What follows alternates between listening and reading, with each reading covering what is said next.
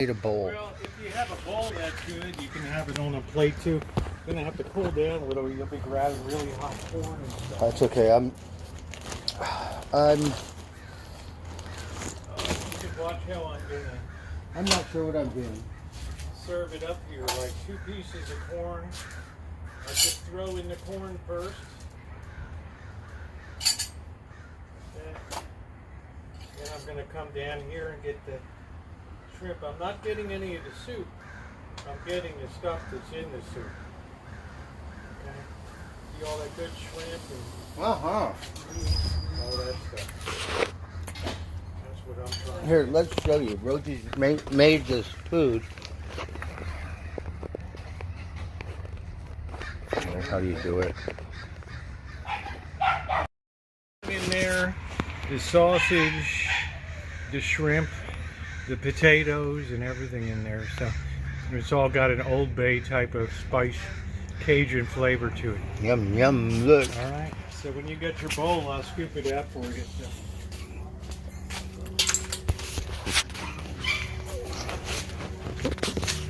I think a plate will be better. Because it's bigger. Of course. Because there will be shells and stuff.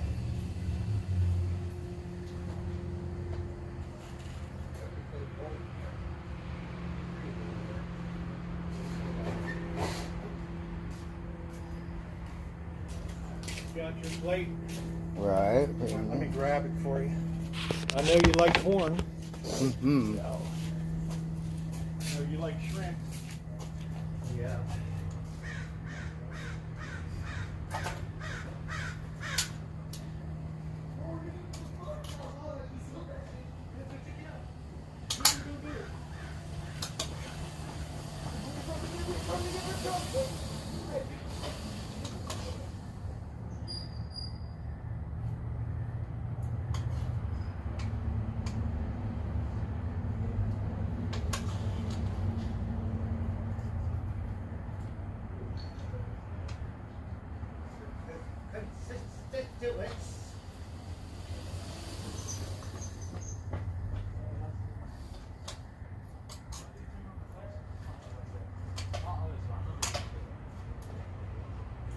I don't know why it seemed like it got cold. It just is. There you go. Oh, thanks, Rosie. Yeah. Yeah, you don't serve it like a soup. Oh, watch out. I'm going to use a spoon because it's hot. The potatoes are really good.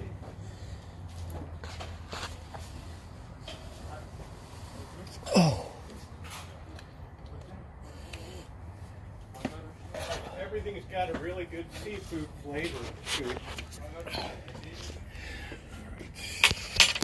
All right, Rosie's going to say grace. Yeah, well, that's your department.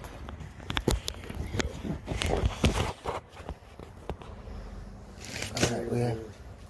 Finished product with the sausage, the shrimp, the corn, the potatoes. A big thank you to Dory Lynn for the suggestion tonight. To do it. No, you don't reuse the broth. I guess if you wanted to, you could, but... So we got to say grace, give thanks right. for this wonderful meal that Rosie cooked today for a Sabbath day meal. Amen, I hope. Amen. A happy Sabbath.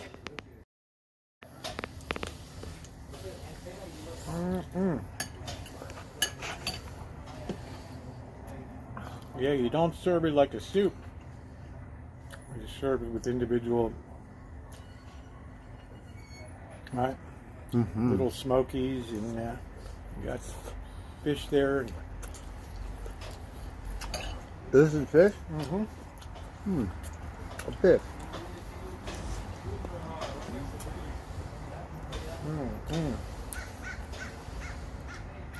Absolutely delicious. Good call, Dory Lynn.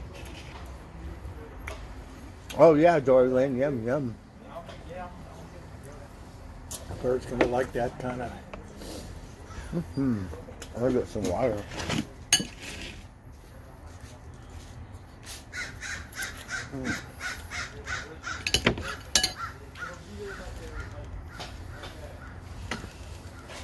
This is so freaking good. Hey, Bird Chat, this is so damn good, man. Goes good with beer. I'm not drinking beer right now because I'm eating. I only smoked 2 cigarettes. Shake of Old Bay. And I That's smoked good. 1 joint, and I rested all day. 'Cause sometimes I don't feel too good. My tongue, the taste buds seem a little funny.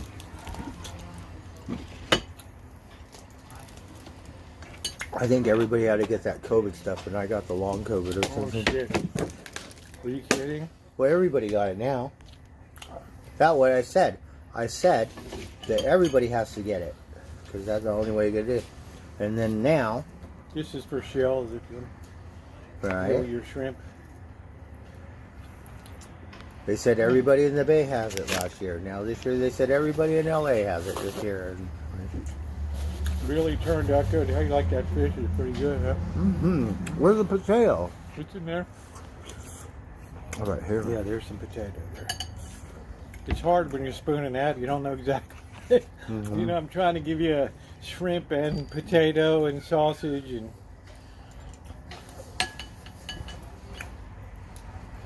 hot, huh?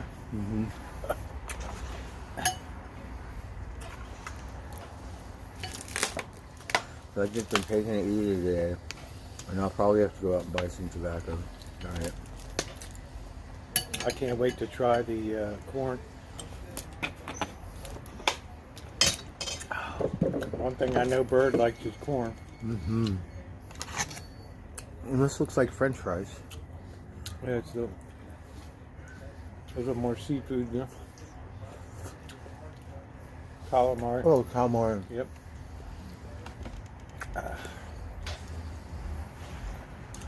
Not a bad boil, huh? Pretty good. And Rosie put a beer in there. Yeah, beer and Old Bay go together really beautifully. Because when you steam crabs in Maryland, you use a cup of vinegar and a can of beer, and they steam really? them. They don't boil them there. They steam the crabs, and then you lay on the Old Bay, and so it makes it nice. Out west, they really don't know how to do crab. That tastes good because you could taste the spice. Thank you, Angus Kisses. I'm gonna try this corn now. This should really have flavor. What is this? Sausage. Oh, sausage. Yeah.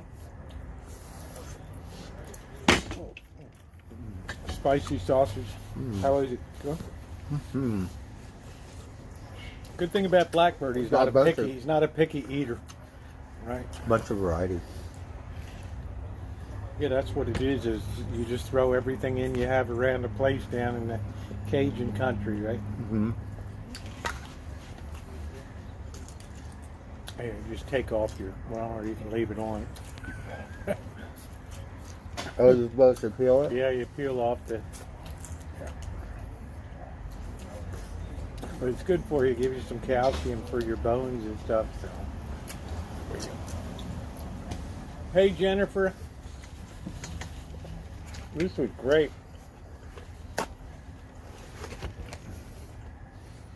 Well, 2 nights this week. Last week I didn't drink at all. Bird didn't see me for 2 days, basically. Yeah, I'm not. Did I have to have it every night? I just enjoyed drinking. I think something's wrong with my body. That's what it really is. Well, you take a couple days off and it's good for you, you know?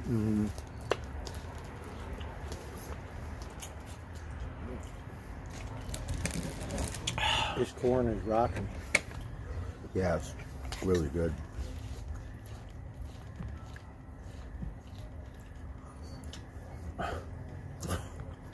We like the potato. Gordon Ramsay said he gives it a 6 out of 10. Come on, that's it? Come on. All right. You have to try it first.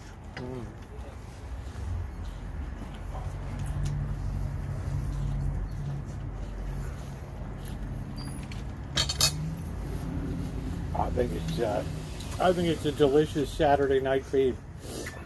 Mm-hmm.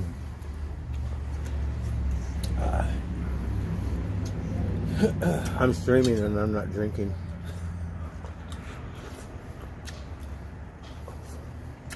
But if Rosie's cooking, we gotta stream it so you can see. Did you have some of these little smokies? Mm-hmm.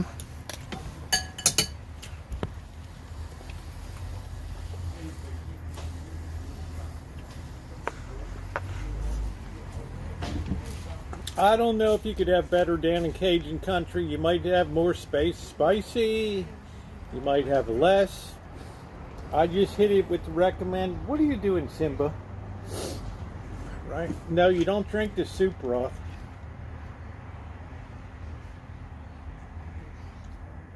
That's the thing. You're really not making a seafood stew.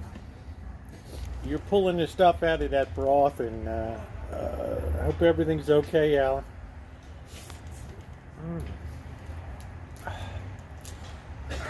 That soup just gets into everything, all the spicing, and it makes it delicious. The shrimp are easy to peel too.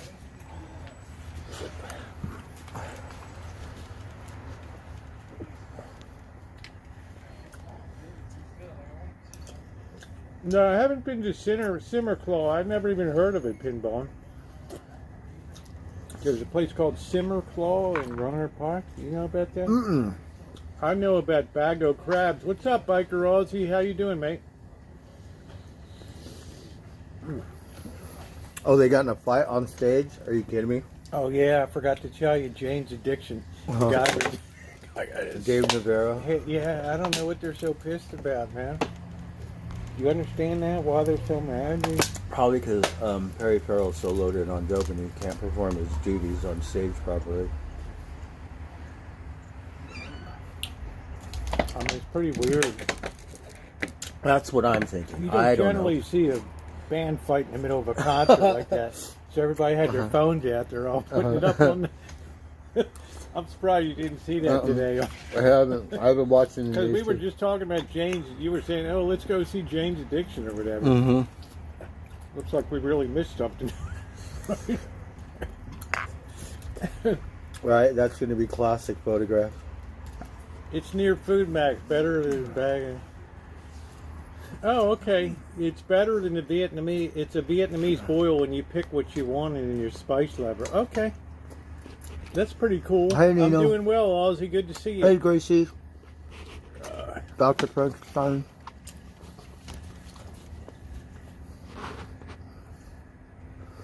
Okay.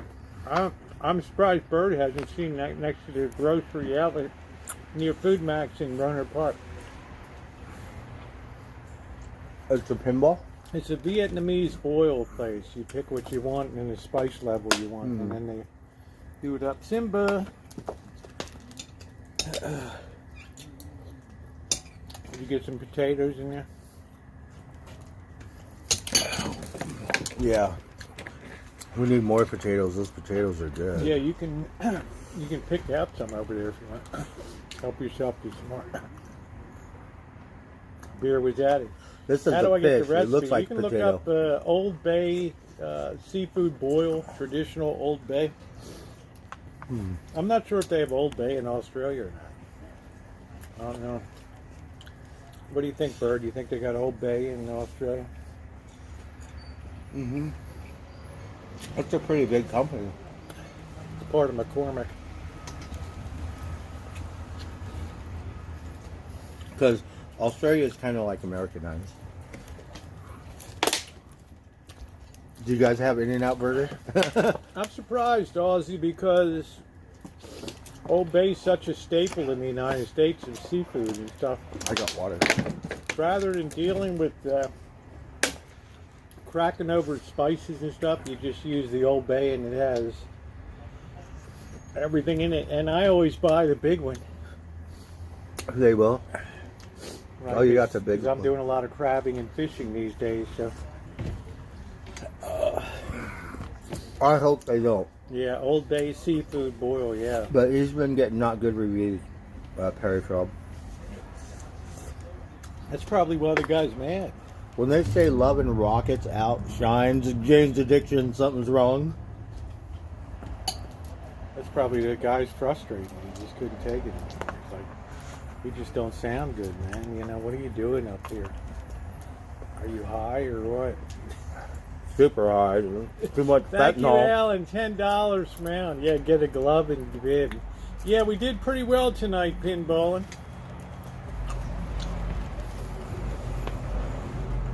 Yeah, you can get it at Walmart or Amazon in Canada, yeah.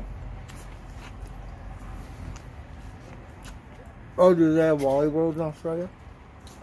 Cheryl's in Canada. Mm-hmm. She said we can get it up here in Canada. My foster parents would cook with this stuff. I But find no like the doubt. corn. Mm-hmm.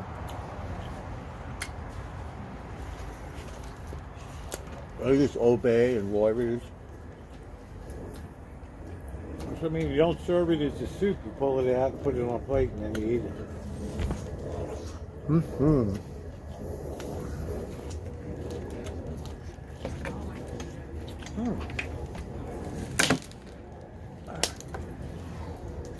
I was wondering, why in the hell are these guys fighting on stage?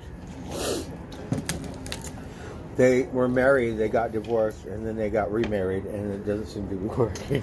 Yeah, well, it made national news. But I was like, come on, Jane's Addiction, get the band back together.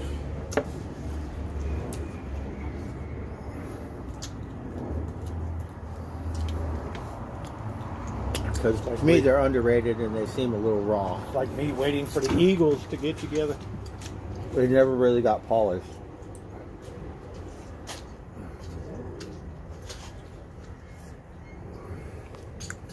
Plenty of potatoes in here, bro. Oh, we want some potatoes. What's up, Simba?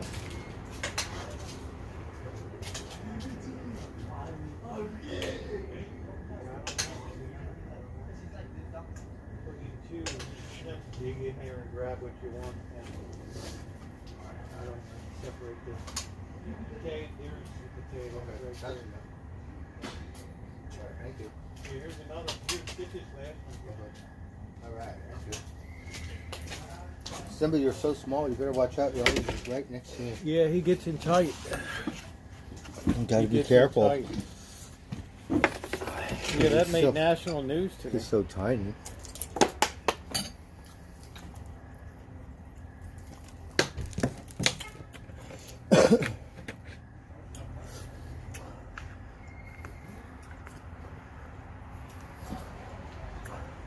He had some old fish cake I had today. He enjoyed that. Simba. He loves to eat people food. He loves to eat, period. Oh.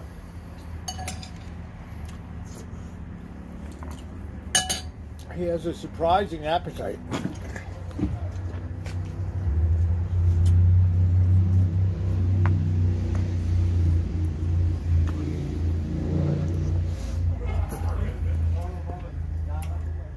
I forget the seasoning Obey. I like it in the Yeah, the guy's on stage. corn. I'm gonna smack you upside your head, you mother. You're ruining our show tonight. Chris said, watch, we'll come up with a really good publicity stunt. Well, if you can get on Fox News and CNN, I'd say you're doing pretty good. Well,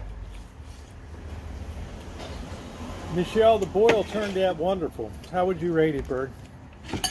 2 thumbs up. It's really good. About all kinds of stuff. The flavor is good. I The said corn. maybe a few more potatoes would have been. The potatoes got good flavor to them, didn't they? Mm-hmm. Think I'll make a potato soup tomorrow and door it in. That sounds all right. Sausage is good too. I'm just not used to pulling off this thing off the shrimp.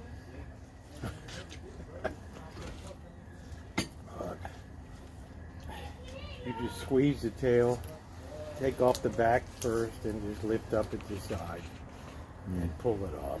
It's easy. I usually just eat it. Yeah, and you see it's all the shells out there.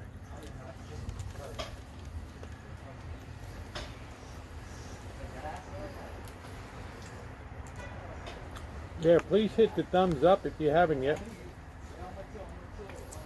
A shrimp is a weird animal. It's like a cockroach for the ocean. Right?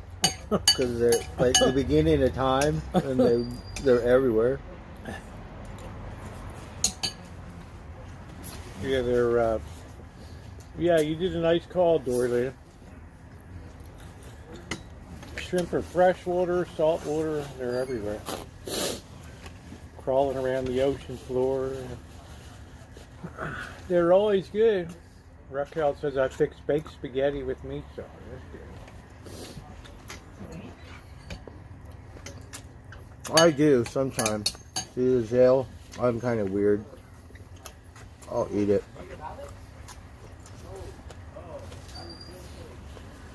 Meatballs, there you go. Yeah, it certainly turned out well. I'd say that. But you can see it's You better. don't eat crustaceans? Yeah, down south you don't serve it as a soup. You just put it on a plate like that, and then you eat the individual. They get all the spices they pick up from the soup. Shaquille. Hello.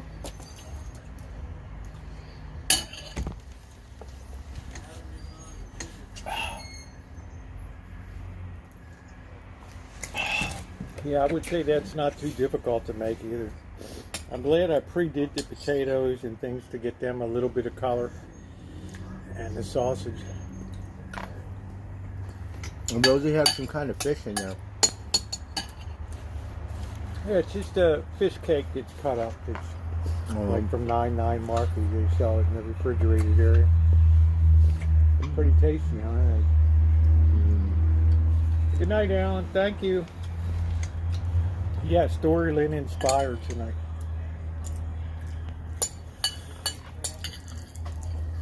It's kind of hard to pull this in. You get used to it.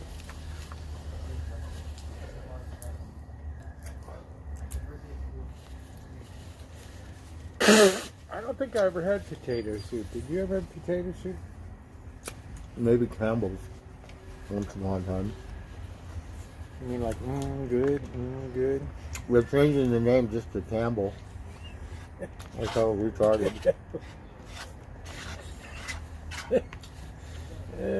Shit. Yeah, we cleaned it up, Cindy. Yeah, we had a definite change of weather the last couple of days. That big wind came in on like Monday or Tuesday. Knocked all the stuff off the redwood tree over there. Like, look at the deck here. It's loaded with all that crap comes down. Oh, man.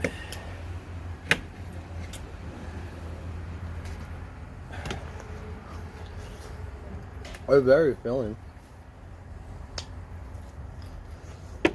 Yeah. There's some more corn if you want some more corn over here.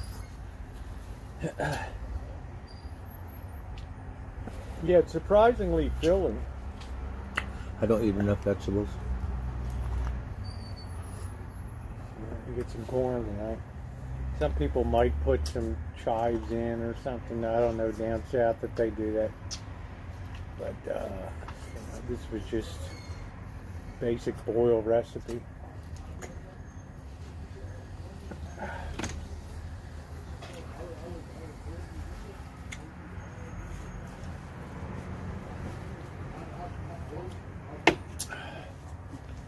Woolworths in Australia. Oh man, it's so good, Ozzy. If you have some fish or something and sprinkle a little bit on top, and or crab or shrimp or something, and you do it up with Old Bay, holy smokes, dude! It's gonna change your whole outlook down there.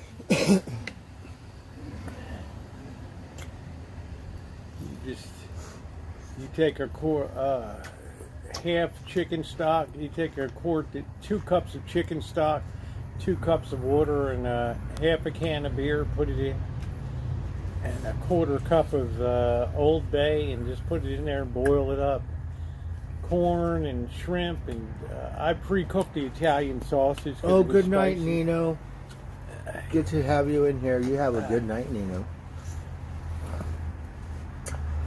I'm taking it easy tonight. Yeah, I am too.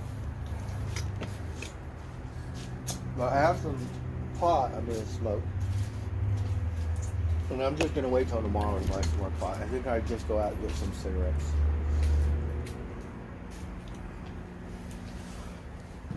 But I think I'm gonna take a day off from beer today. I have some, but I just don't want to drink it.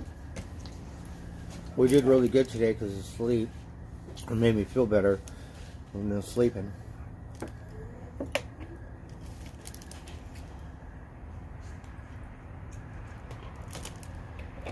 So drinking water. Like I always said, day labor is not an easy gig. And then, I don't know. I think because I'm getting older, you know, my body just drinking every day and stuff.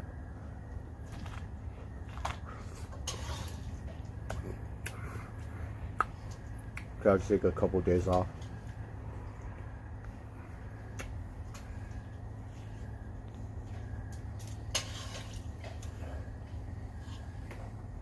Save all of this goodness. But I ate pretty good last night, which made me feel good because I drank. And I didn't feel hungover or anything like that. I think that's the first time you ever had Asian fish cake, Bert. Oh, yeah? It wasn't bad, was it? Mm-mm. I had so much of that stuff when I lived in China. Oh, yeah.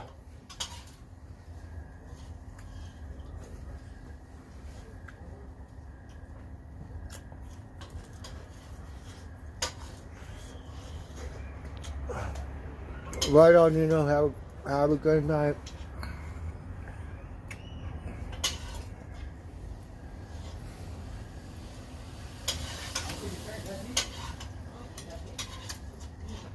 I'm gonna have to look up the James Addiction thing. Alright, that goes into one container there, that's it.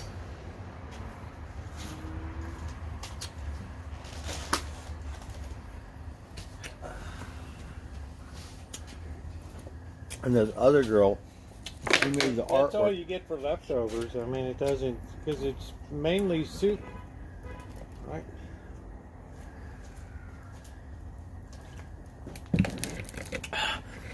That's pretty good. You make it in a big pot. I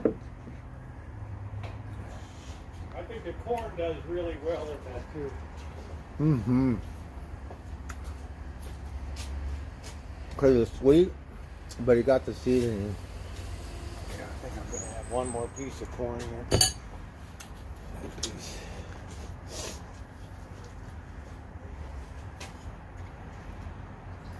See, you don't save this stuff because all that does is just provide flavor into the mix there. That's it.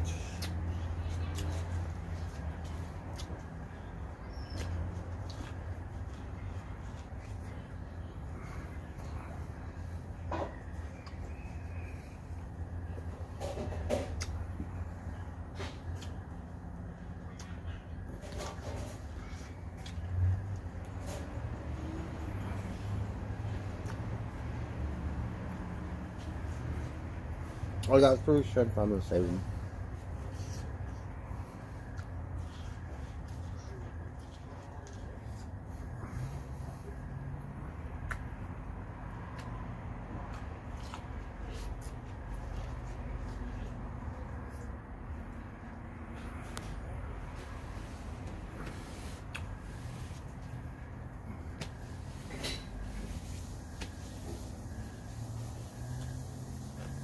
I have some Old Bay seasoning. I'm kind of big on the seasoning, but I haven't used it in a while. It's mainly for seafood. I have Lawry's too. I haven't used that in forever. I think I might have used it once or twice.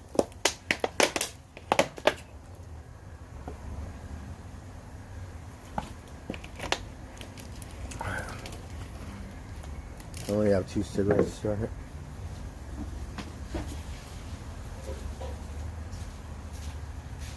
Hello, you little kitty. Oh,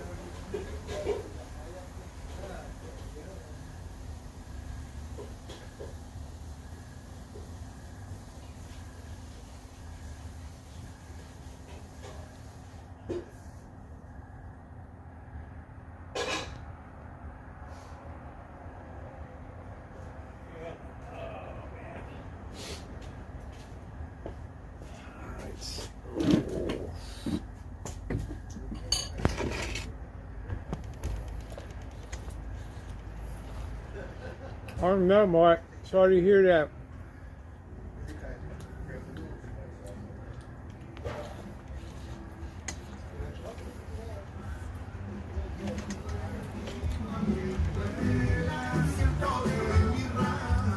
I think the corn is just great. Hey, Joni, how you doing? I think the corn does really well in that kind of setup. Mm-hmm.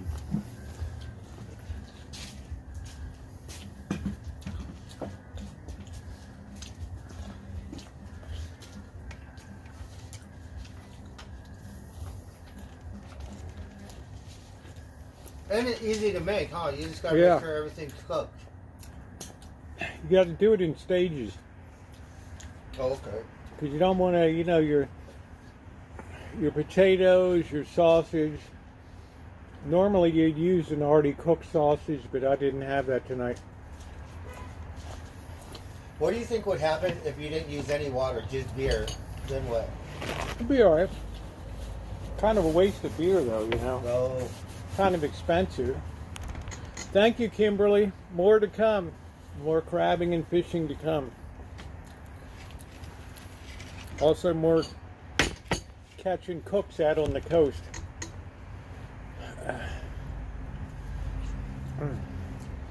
Love it, love it, love it, love it, love it. That was really good. Thank you, Rosie. Yeah, you're welcome.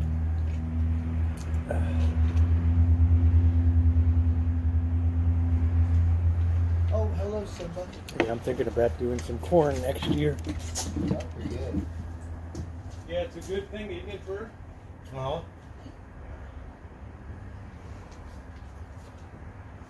I'm smoking over here. Hi, Simba. We'll give you a shrimp.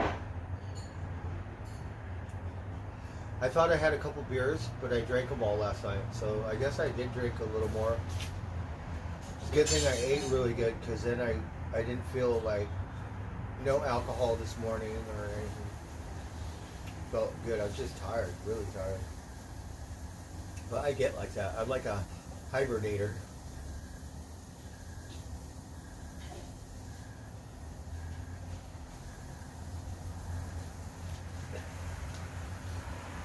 Mama Key. Rosie.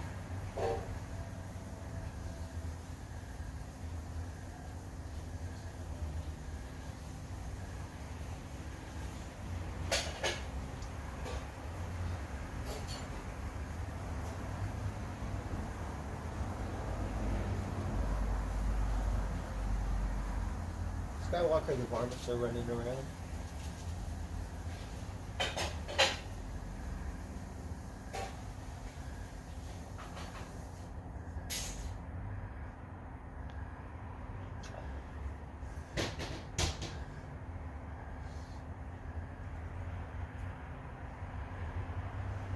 What are you doing, Simba?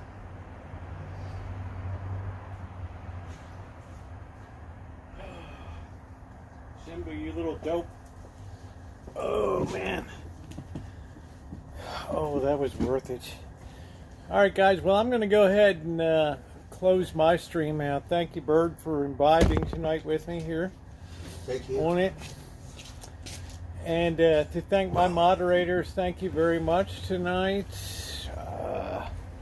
Get a little bit of cleanup to do and some stuff to do for tomorrow, but I did a Rancho update today. If you didn't see that, check it out. Cheryl S., good to see you tonight. Thank you, Ronnie. Thank you, Shimei, for everything, and Nick and Dave and everybody. Dr. Frankenstein, thank you. Dory Lynn, thank you for the suggestion on the...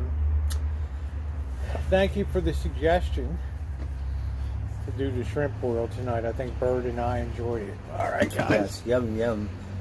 We have to wake up we have to get ready by 11 to take Rosie to church. Get some free Dr. coffee. Edward Phil Yoon. Yes. And here's some spiritual enlightenment.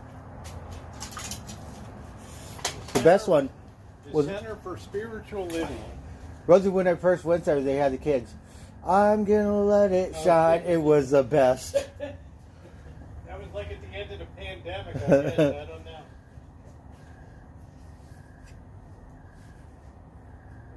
It was adorable, right? Kids sing the best, like in Pink Floyd and stuff, The Wall. So when it comes to church stuff, pass the Dutchie on the left-hand side, right?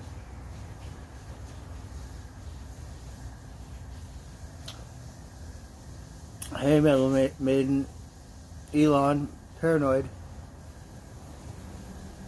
After looking at that, you get hungry. It says, creating a huge sushi platter out of our catch, living on a boat. That was Rosie watching. Miss Jenna, she knows how to make sushi, right? But you have to go to Wild Berries. You have to get it fresh, right? We had this tuna. It was in the fridge one day. What do you mean one day? It got to be fresh? She won't cook it like you. Something's wrong with you.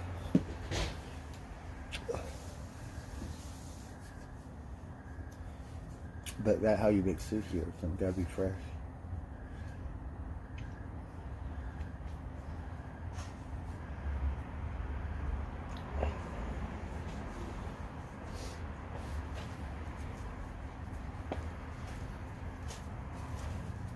How's it going, everyone? Rosie made this big meal.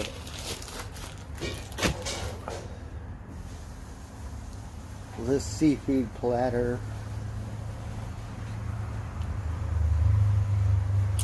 The corner's really good. I don't know if you guys tried Old Bay, but it's a good seasoning. I have some. I just don't use it very much.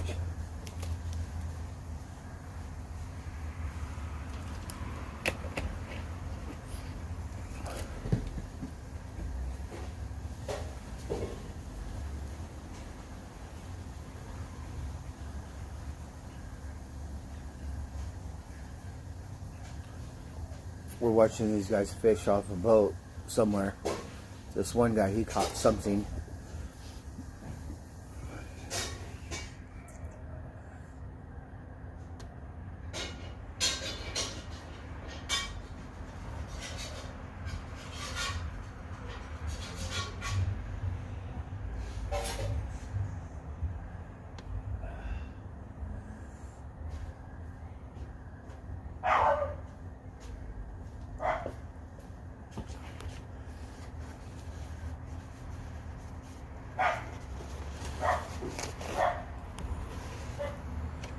Now he caught something too. It looked like the same kind of fish.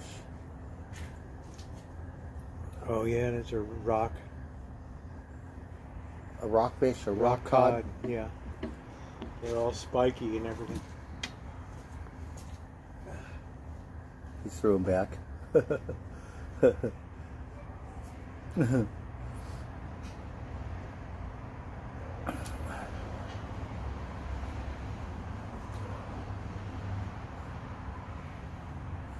He said that probably not the best to make sushi out of. Oh, he got a little baby fish.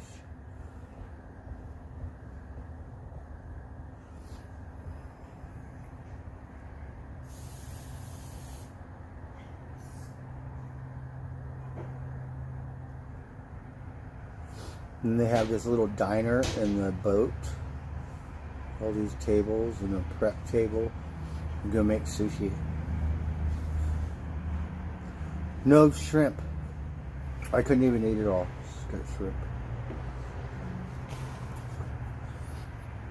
Shrimp, some fish cake, some sausage, some. Put your trash just out in the front trash can there. So.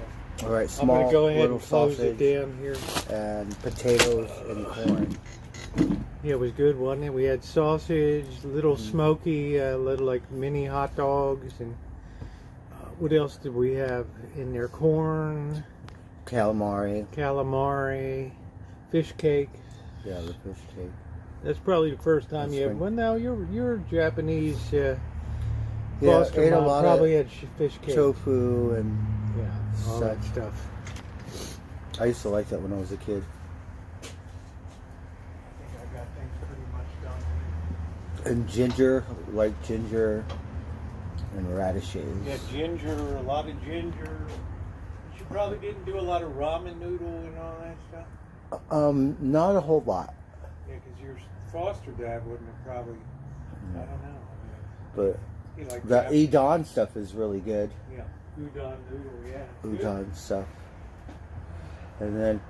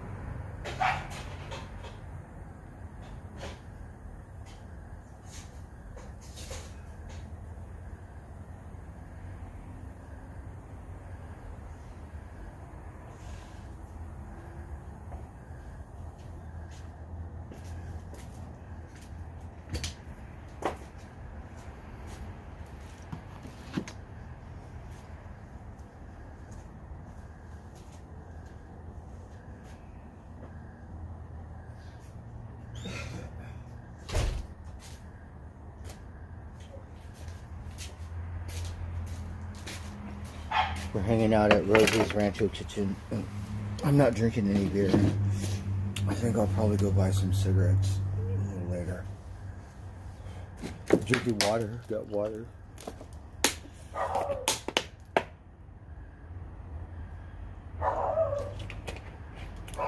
was very filling. So I have a salad, but this is the fresh nuggets I have. So I smoked some of this earlier. This is what was it called? I forget it. Some kind of indoor. Can you hear the doggy?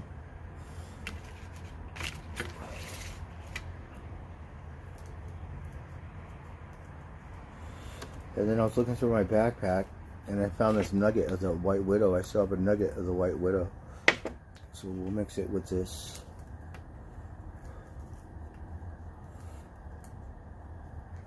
Hello, Simba. Look, he squeaks. He got a little baby voice. Did you hear him? Hi, Simba.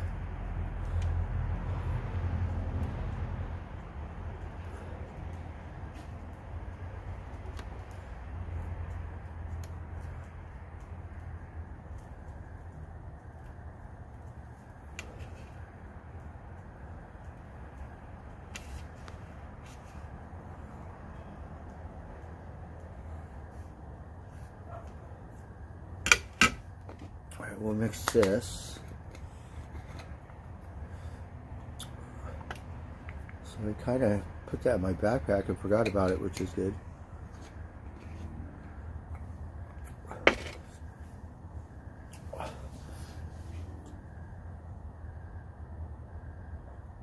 Oh, yeah.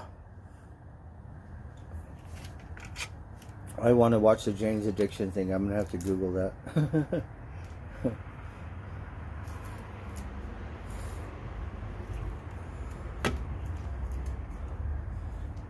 Alright, we'll mix this in here. So we have the White Widow, which I like that because, or it's White Walker, so it's Skywalker mixed with something.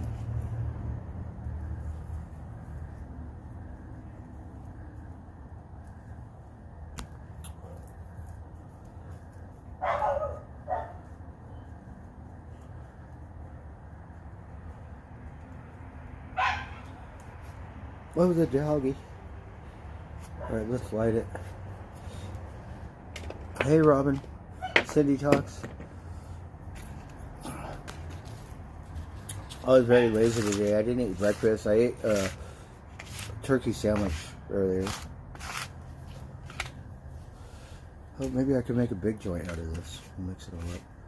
I think I could make a big joint. So just a lazy day for me, which is good, because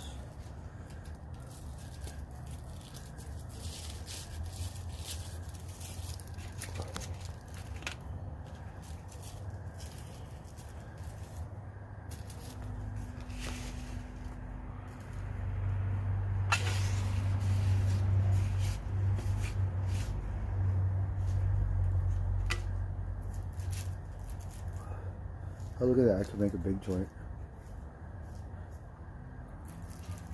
I went to this pot store and they gave me these rolling papers for free, and look at how big they are.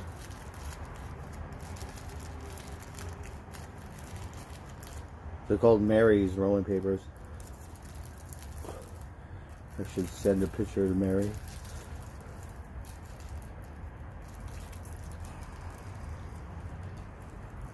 Alright, hold on. Make sure. It's kind of hard because the paper's so big and I'm not used to rolling with them. But I think we did okay. Look at that. It's like a Humboldt County joint.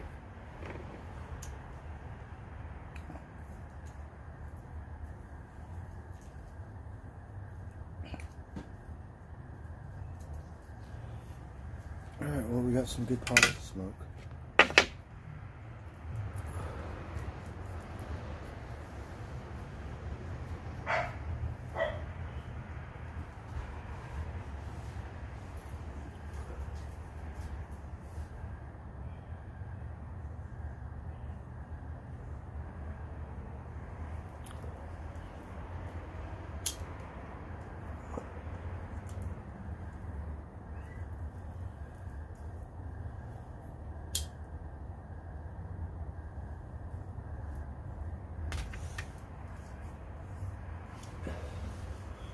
We have to YouTube it.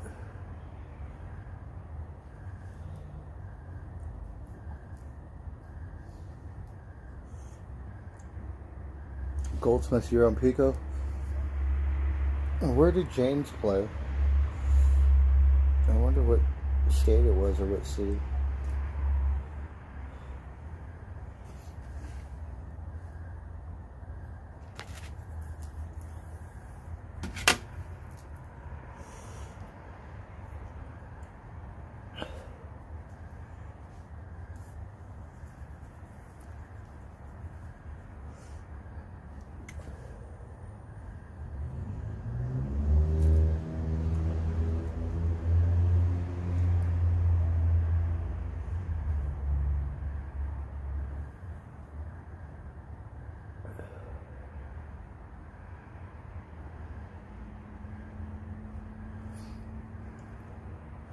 He had the opportunity to join Guns N' Roses and he turned it down.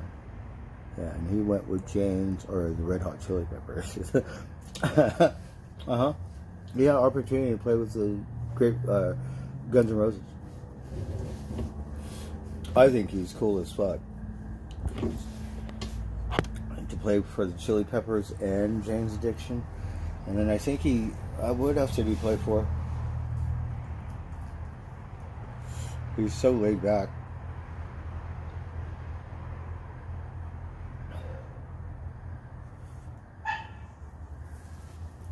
See if we can find it on YouTube.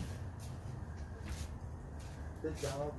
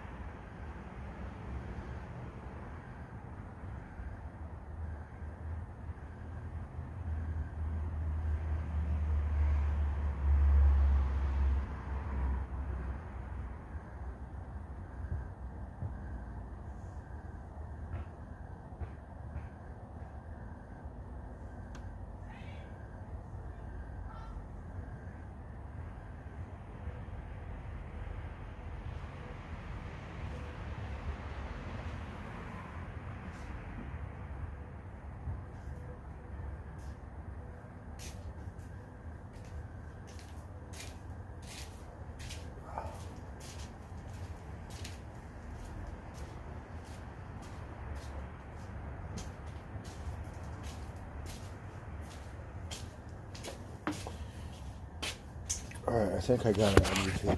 Let's see.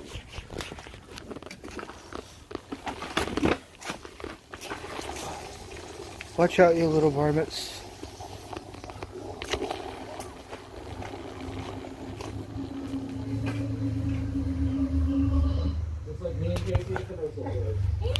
I can't see.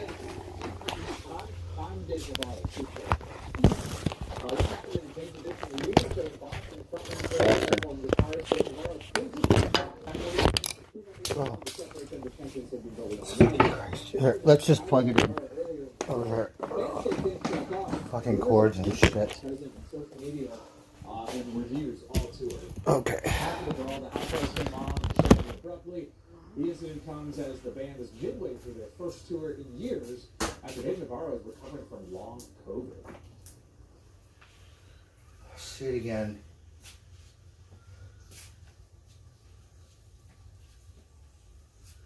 Boston News. Let's see what it says on Boston News. A concert gone wrong. You're looking at what happened last night at the Leaderbank Pavilion in the Seaport when two members of the band Jane's Addiction actually got into a fight on stage during the show. You just can't make this stuff up. The band lead singer going toe-to-toe with its lead guitarist. It erupted during a Dave Navarro guitar solo. WBZ's Laura Hafley is live for us in the Seaport tonight. Laura? Yeah, look, this isn't totally out of character for Jane's Addiction. They certainly have a troubled past, but they've been back on tour together this summer. Now, as you mentioned, this all happened. We missed them. At Leaderbank Pavilion here in the 4 days ago. Lead singer Perry Farrell confronted guitarist Dave Navarro. Take a look at this. They come face to face, and then Perry Farrell throws a punch at Navarro.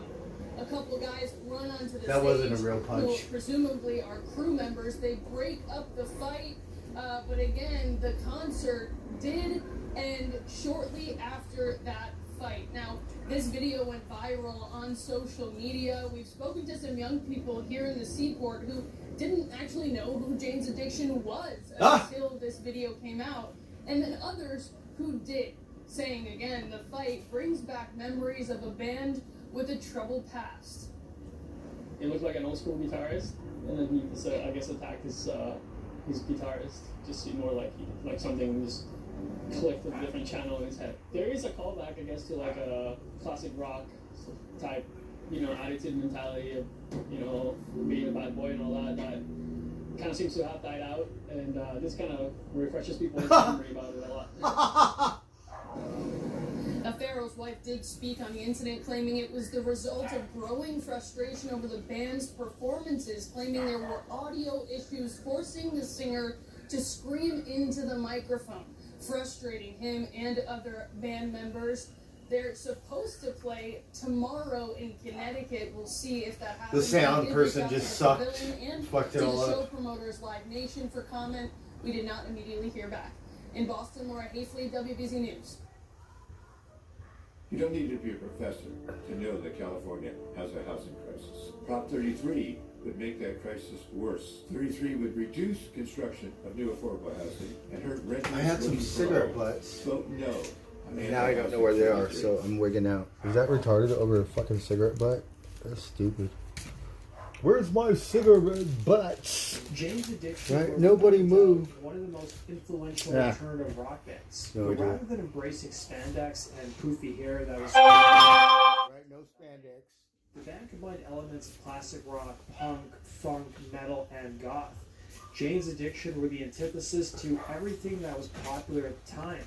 Rolling Stone would perfectly summarize what was going on around the time of Jane's Addiction's early days. Publicity stuff. I was thinking, but no, they were mad. Power ballads. The only other band that comes close is fellow. Yeah, that would have been a good one, Scott Whalen. I've I've seen someone who got really good pictures of him. There's not a lot of bands like us.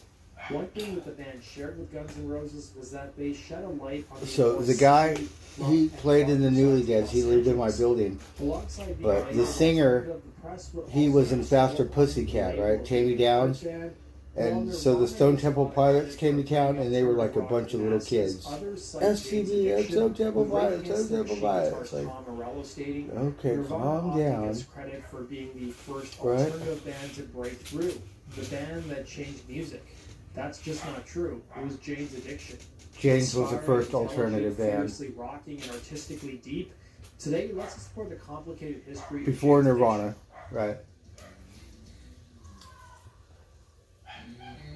Jane's Addiction's most outspoken member and central focus has always been frontman Perry Farrell. Simba. Confident, maybe arrogant, some provocative, flamboyant, and driven, the frontman will be born Perry Bernstein in Queens, New York. He lived in the Diamond District, and his father would be a jeweler. Perry would frequently take along with his dad, telling Rolling Stone, all the yentas would buy jewelry off me. They couldn't say no because I was so adorable in my Beatles haircut and Beatles suit. His mother, an artist, would take her own life when Perry was just 4, and she would be forever immortalized in Jane's Addiction songs. By the time his mother would pass, Perry's father was having an extramarital affair with a woman who would eventually become his stepmother. It wasn't too long after his mother passed that the family relocated to Long Island during his teenage years. So he's from the East Coast. But life in Miami saw Perry more preoccupied with surfing and swimming than school, with him telling Rolling Stone, I like things that are esoteric and strange, and school is not full of esoteric and strange things. In an era of just say no, Perry's motto soon became less try. In the aftermath of his mother's passing, Perry's father kept questionable company, having a lot of women and drugs around his home when Perry was young. He would even blame his father for his mother's death, and had a complicated relationship with his father in the subsequent years. Perry would also have an older brother and sister, each of which influenced a young Perry with their own musical tastes. His love of the Beatles and the Stones would come from his brother, while his sister was steeped in black culture and introduced Perry to James Brown and Sly and the Family Stone. By the age of 17, wanting to rebel, Perry bought a one-way bus ticket to California, admitting to Spin magazine, I was a rebellious kid who didn't like what he saw. I just wanted to get the heck out of there. What did I have to lose? So at 17, I took the Greyhound out to California with a surfboard, some art supplies, an ounce of weed, and a phone number. That's how I started my affair with California. While he came from a well-to-do family, his dad would cut him off and told him he'd never make anything of himself. And upon moving to the West Coast, Perry first lived in Oceanside, where he went to college and paid his bills by working in a vitamin factory. But the health effects of the job resulted in him losing his eyelashes and eyebrows, and he soon quit. Perry's early days in California proved to be pretty rough, sleeping in his Buick Regal. He would soon move to swanky Newport Beach, where he got a job as a dishwasher before becoming a driver for a liquor distribution company. It was in one of his deliveries at a private club in Newport Beach, Perry got to start in show business. He would tell Spin, one day I was making a drop in one of those swanky Newport Beach places when this lady asked me, do you model? And I said, oh yeah, I'm a model. I'm an actor, I'm a singer, I'm a dancer. Sure. So she said, do you want to audition for our Friday night show? Within a few weeks, I was impersonating David Bowie and Mick Jagger at this club. I thought, man, I've got a great future here. So I quit my job and my girlfriend started selling bud. I had made my beginning in show business. Perry would admit to Rolling Stone the club was heavily pushing prostitution, and during his time working there, he was asked to wear Speedos. Perry would soon spend his days in his basement apartment with a newly purchased PA and headphones, coming up with demos, but by the singer's own admission, the demos were pretty terrible. It would be goth rock groups like the Southern Death Cult, Sisters of Mercy, and Flesh for Lulu, who had a profound impact on Perry, with him recalling to Spin. These people were such compelling figures because they grew out of isolation and made this tremendous personal statement. Popular in LA Look at the how time fucking was young he the was. underground Look at a little movement, kid. which Farrell briefly partook in, but ultimately left. By 1981, Perry became the frontman of the post-punk outfit called Psycom, who found the frontman through the LA paper The Recycler. It was during his time fronting the group he discovered the music of Joy Division, and also became a cultural sponge, trying to soak up any kind of music he could get his hands on, whether it be African tribal music, all the way to groups like Red Hot Chili Peppers. But the odds were against Perry and company and a lot of other bands. Popular in LA at the time was this thing called pay to play, where bands had to pay to get gigs, and it was something that Perry and his new bandmates vehemently were opposed to. It would result in Psycom and their friends looking at alternative venues, including the Mojave Desert, which saw them load up busloads of attendees and drive them out to the desert to put on shows. It was these shows that helped Psycom build a steady following, and those gigs saw them play alongside groups like Sonic Youth and the Meat Puppets. Eventually, Psycom would even open for the Southern Death Cult, which would later become the Cult. Side note, guys, I've done a whole video on the career of the Cult. The link is down below. It was during Perry's time fronting Psycom that he would meet a woman named Casey Nicole, who would go on to become his girlfriend from 1982. She's the one who did the artwork and would be for his the first album. Nicole would hail from Bakersfield and would tell a local paper, Nothing I shocking, was 18 I think. and I really wanted to move to LA. Or It was so exciting. one of those, I had two albums, I think. $250 to my name, packed up my car, and moved to LA. I felt like I belonged here. I got into the punk scene, and 3 or 4 years later, I met Perry.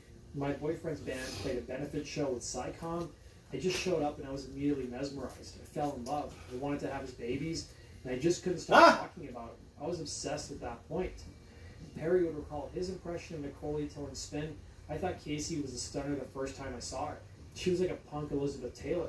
She stopped the show. She wore dresses and heels. Her hair was all chopped and dyed black. Nicole's relationship with Perry would have a profound impact on Jane's Addiction's visual aesthetics, and she would be forever immortalized on the album covers of both Nothing Shocking and their follow-up Ritual de lo Habitual. See? By 1985, Perry was came born up with with the Psycom artwork. wanting to do something more grandiose, harder rocking, and have more creative control, telling Spin, one day I just got this feeling that I'm going to outgrow my circumstances. Like, I think I'm going to make it, but I have to get another band going. One that was happy, outrageous, and wild. I wanted to be able to sing truthfully. I didn't want to have to fake being in a bad mood. That's when I left Psycom and started Jane's Addiction. It was at this point in time that Perry changed his name, taking his brother's first name as his last name, and became Perry Farrell, a play on the word peripheral. Soon enough, Perry met bassist Eric Avery through a mutual friend. And Avery knew of Psycom, but he didn't really think very highly of the group and was actually on the verge of quitting music altogether. But the pair soon started jamming, resulting in the tracks Mountain Song, Pigs in Zen, and Trip Away. An instrumental part of Jane's Addiction's history would be the Wilton House. Perry would tell Spin Magazine, I found this place that had come to be known as the Wilton House. I told the landlord that I would love to put curtains here, do the walls a certain color. I got him to believe I was this quiet, shy, gay interior decorator who'd be no trouble. He ended up getting 12 musicians, photographers, artists, their girlfriends, dogs, snakes, loud music, and round-the-clock junkie shenanigans. Cops were crawling around the band rehearsals all the time, he would remember. Despite what seemed like crazy circumstances, Farrell would admit to Louder Sound it was one of the happiest times in his life living there. It would be one of the house's guests that gave Perry and Eric inspiration for their band's How they got the name. Avery originally lived at the Wilton House, but at one point moved out to go live with his parents. He knew a drug-addicted Arizona woman named Jane Bainter who would end up taking his place at the house. Living under the same roof would be her boyfriend Sergio, who she had a tumultuous relationship with. Jane also seemed to bring unsavory characters into the house, including drug dealers and thieves, making the situation at the house only more volatile. When things would go wrong at the house, it would be blamed on Jane's Addiction, and hence the group's name was born. Jane Bainter, for her part, wasn't enthusiastic about the name, telling the LA Times, I thought it was sort of a lackluster name. I didn't take it as a tribute at all. Bainter's photo would appear on an insert of Nothing Shocking on the vinyl version and on band posters. Her family wasn't happy with all the attention, with her recalling to the LA Times. It was very hard for my family. Believe it or not, Jane actually had a normal day job working at a management consulting firm, and they had no idea about her addiction or that she was living with so many people, or that she was a member of LA's underground scene. The band soon enough would find financial support from an unlikely place.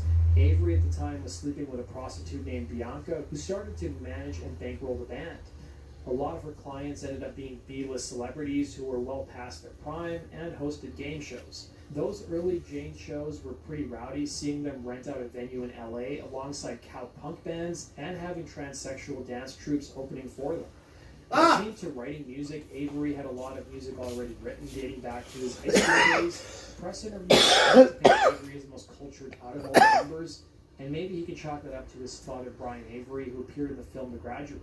He would admit to Rolling Stone, back in high school, art was kind of my secret shame. I was trying to be a tough guy on the outside, wearing leather and a baseball hat flipped up, carrying Herman Hesse under my arm. Avery, It was a good thing Van Halen got back together too. Used to becoming a Right. lover, spending a lot of time And Aerosmith, they had While his father They have a whole his new dad would end up thing. having a guitar, but didn't know Like how you to have play old it, so Aerosmith soon and you enough, have the pop, Avery taught himself new guitar Aerosmith. before They he play switched that to pop drums stuff all and the eventually time. found his way to bass. Avery soon gravitated towards groups But they got like back Flipper together. And became really So steeped we in were playing hoping melodic these grooves, fuckers will work but he it out. wasn't able to really formulate them into We an missed the entire band song. because we're gonna That's go where see him and Buddy. Perry really bonded, It's like because I have Perry some was money able saved to pick go up see the Buddy, best but it's for groups. Buddy fun. Dave I Navarro, could have went for and his saw this part, band. Avery was a high school But I was dropout, like, no, but we had just a saw the similar childhood Stones. to Perry. Navarro's parents would split up when he was And just a toddler. and I his really mother liked would this work as a band. model and even So I was appeared on kinda the bummed. program The Price is Right. But that's She ended up okay. dating a bodybuilder for several years. When Dave was just 15 years old, his mother would be killed along with his aunt by her ex-boyfriend. I've done a whole story on this topic. The link is down below. Navarro soon became steeped in drugs and music as a way to cope with the pain, and it was in his high school years attending Notre Dame High. He joined the marching band where he met Stephen Perkins. The pair, both being metal fans, started a speed metal band in the 9th grade called Disaster and played some local clubs. Navarro would tell Rolling Stone about their musical relationship. We almost know what we're going to do before the other one does it. Perkins would end up dating Avery's sister, who suggested that the pair check out her brother's band. Dave Navarro. I don't feel anything. Hey, freak. Dude, I'm you. You're me. Where do we live? Well, Do I'm we have stoned. kids? Are we so happy? I don't want to tell you too much and then ruin the surprise. Right. When I was young, they were like God. Rated R. Rising healthcare costs are squeezing Californians. Prop 34 will drastically cut the cost of prescription drugs for Medi-Cal patients, permanently authorizing the state to negotiate lower prices. Yes, on 34. Thanks to this waterfront hotel on Booking.com, even Yankees fans are loving Boston. Oh, no, we're keeping tabs on our rivals. We love Boston. Hon, with so many choices, you can be a fan of any U.S. city. Booking.com, Booking.yeah. So that pot was pretty good.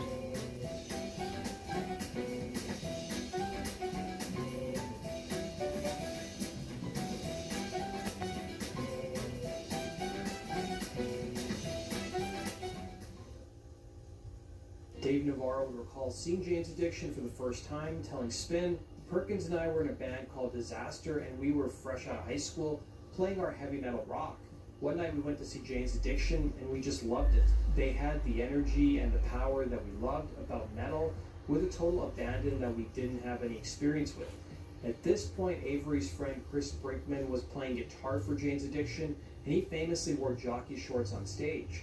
Brinkman, for his part, came from a show business family, but would eventually die due to a drug overdose. Aw. Apart from Brinkman, Jane's Addiction by this point in time were already dealing with drug dependency and couldn't find a reliable drummer. On the advice of Avery's sister, she suggested her boyfriend Perkins audition.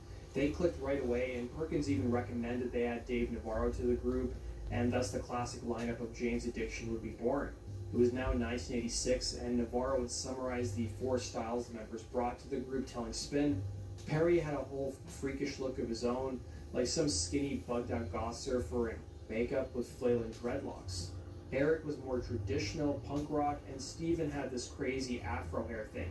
I was kind of a hippie kid, a little 60s influenced dreadhead gone heavy metal, but you throw us together, and it was a patchwork quilt.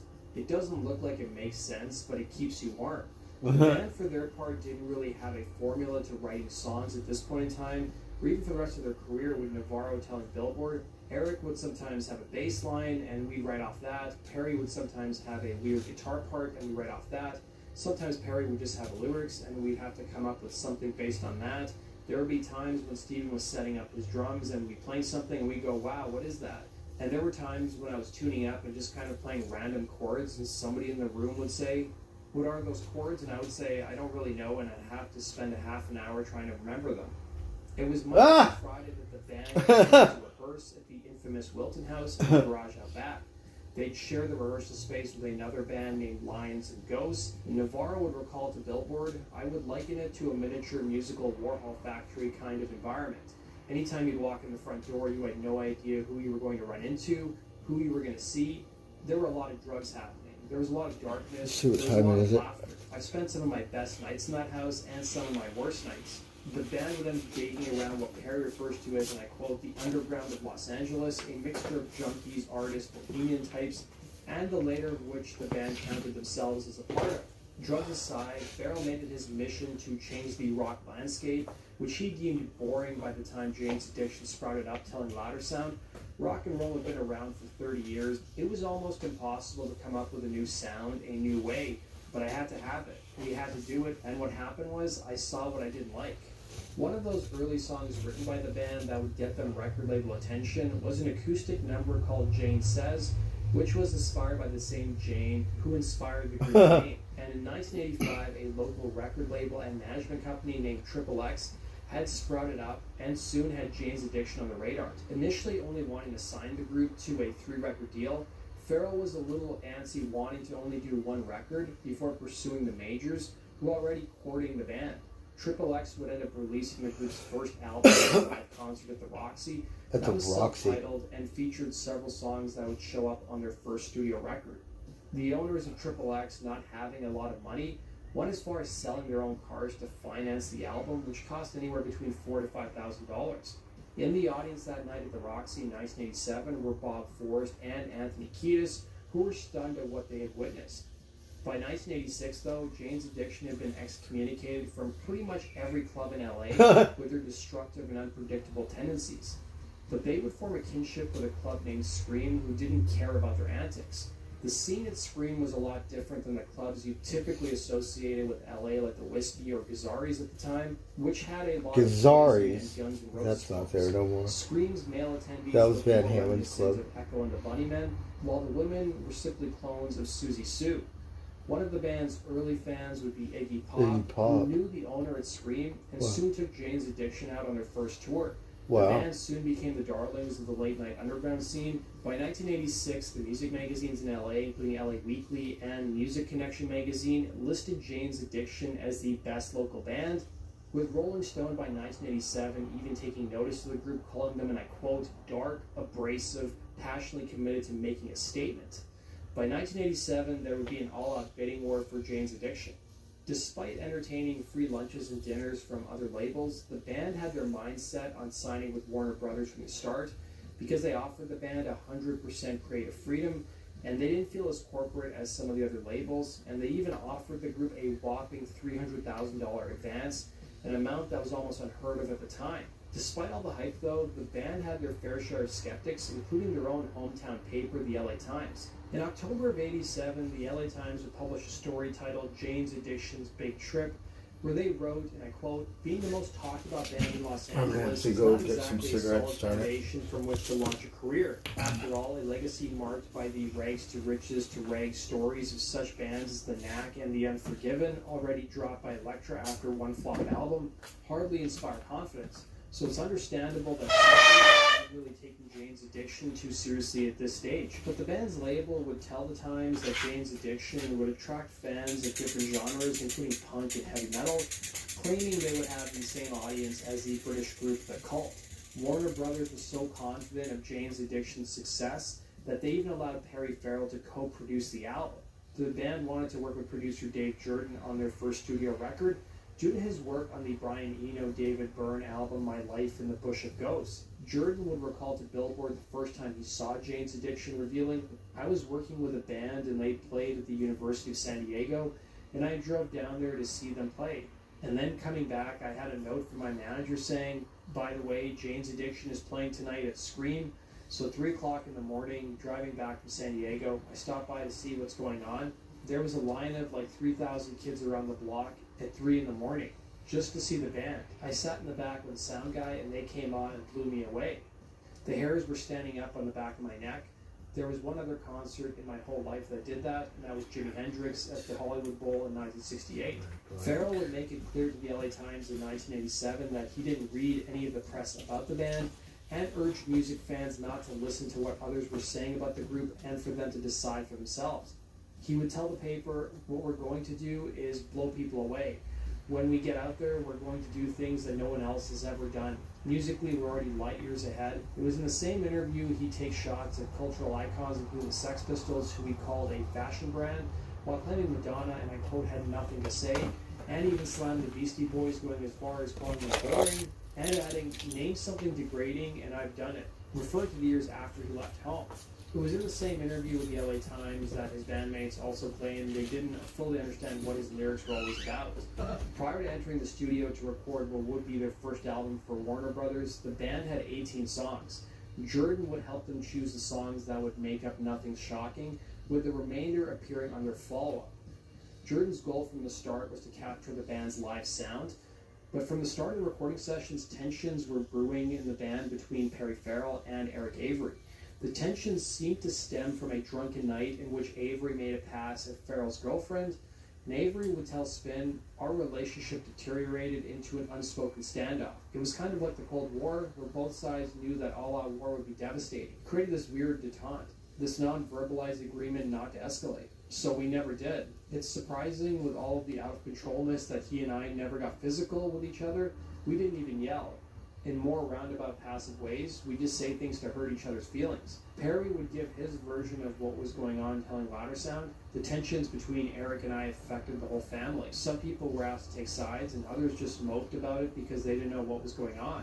The Cold War between the pair would have some pretty dire business consequences, as when it came time to talking about publishing and royalty splits, while Avery was adamant everything should be split equally 4 ways, Perry wanted 50% plus another 12.5% because he took credit for writing most of the music and lyrics, asking for a total of 62.5% of the publishing, with the remaining portion being equally split amongst their 3 remaining members. It resulted in the band breaking up for a day while they were in the studio, but somehow they managed to keep it going at the insistence of the record label. Farrell was adamant that it was either his way or the highway, and would leave a bitter resentment that, according to Navarro, actually helped fuel the band's live shows around this time. So we're at 21 minutes, so because I'm sure when I come back it won't. So we're gonna go get some tobacco. I have to lock this door.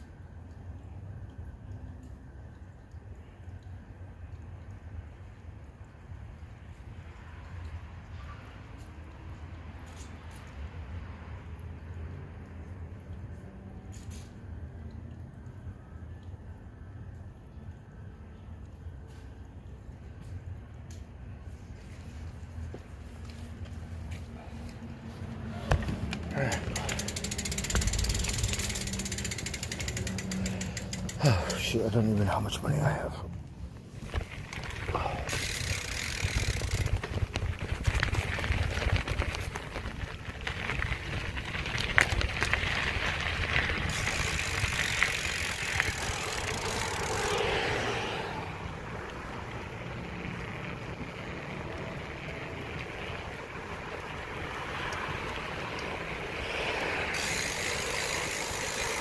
Good thing I have a day off tomorrow.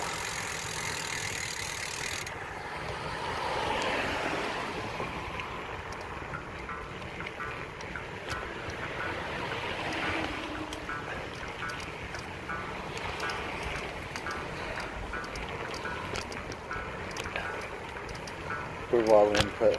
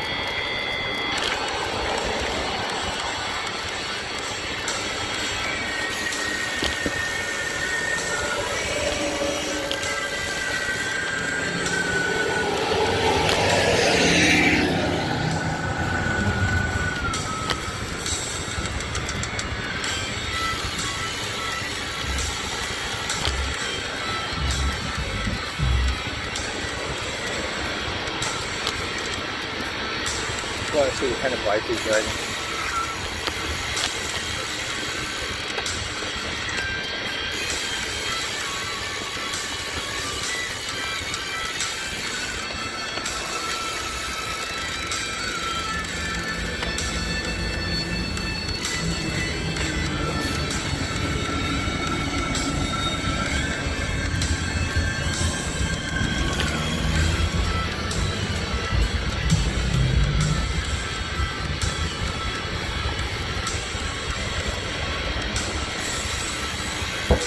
I need a light. I have to charge it, and then I have to get some butt lights because mine broke.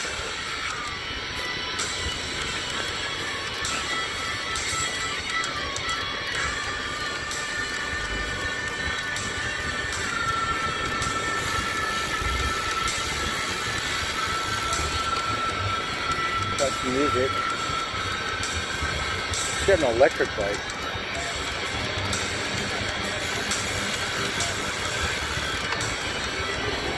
Got a band over here.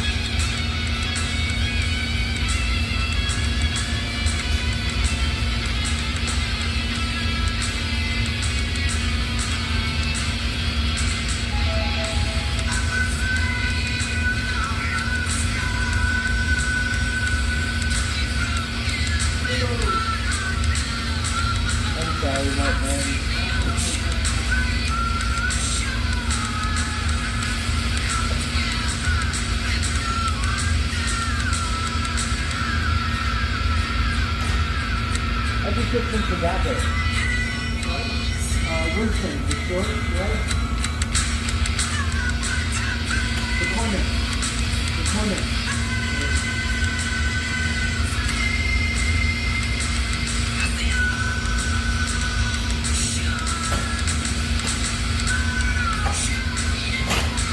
Thank you, my friend.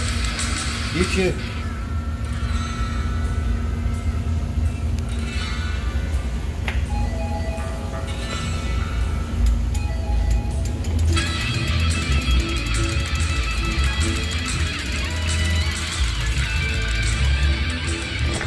It's 9 o'clock. It's not that late, but it's late for me.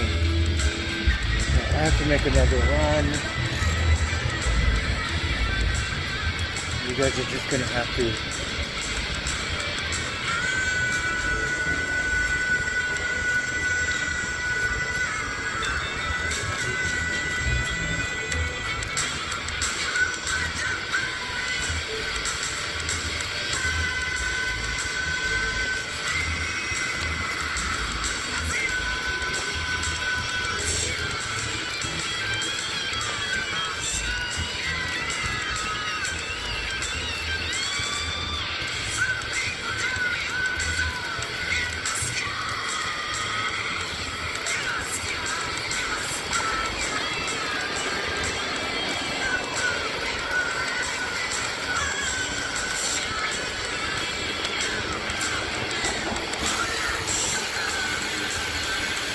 It's only 9 o'clock. This town, it shuts down a little early. There's a couple taco trucks.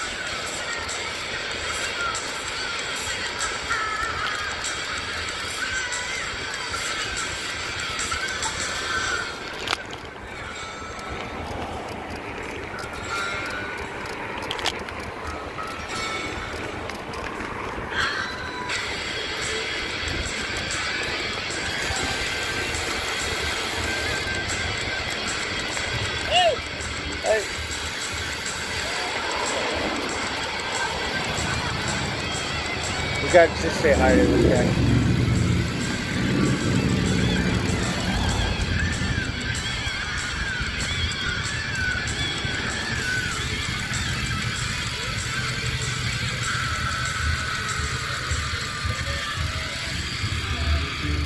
Sabina, what's happening? How you doing? Good. How are you? I'm good. That's good. Long time no see you. What happened? It's around. You want some dinner? No, I'm not drinking Yeah, today. I'm not drinking today. Yeah, mañana. Tomorrow. Okay, take care. All right, good to see you. You be safe. Okay, good to see you. It's all right.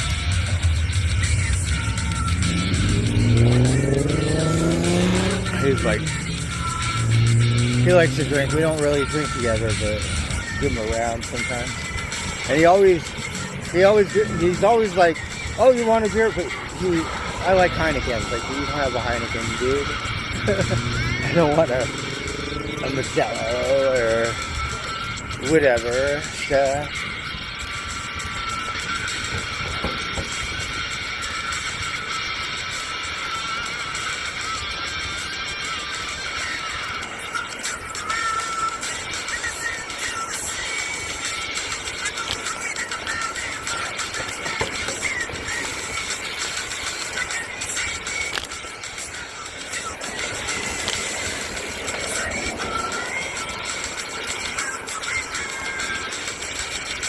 I can make this right.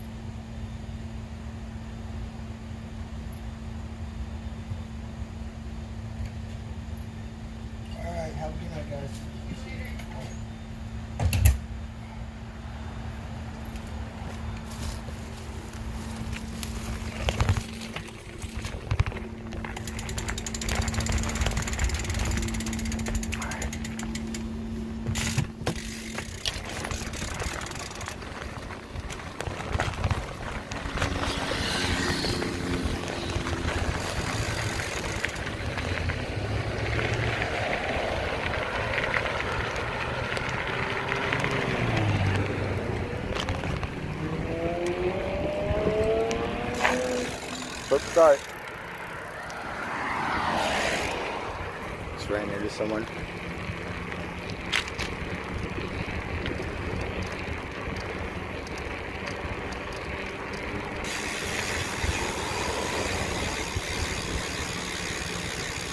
I got no fucking lights. So the gas is $5.15 here. So gas is going up. And that's supposed to be the cheap gas. So gas around town's going around I don't know, 25, 30 and up. This is $5.15. It's probably $5.40 on the other side of town. So gas is going up.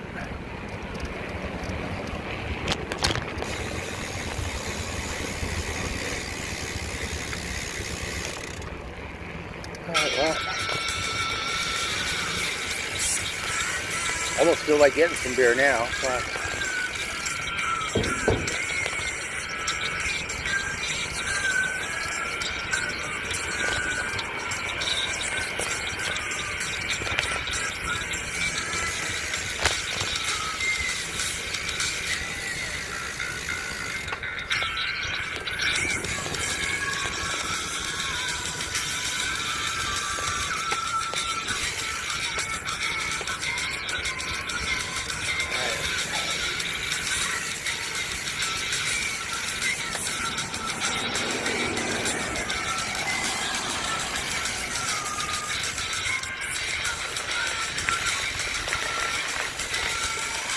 Hey, you little varmints. Thank goodness we're going to have a good day tomorrow. But I'm just going to wait. I want to celebrate now. Damn it. Today's the day off.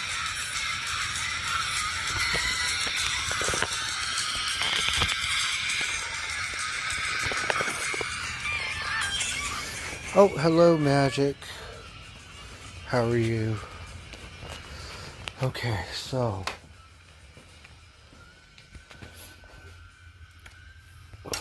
some tobacco. Now I want a beer. Alright, got some pot.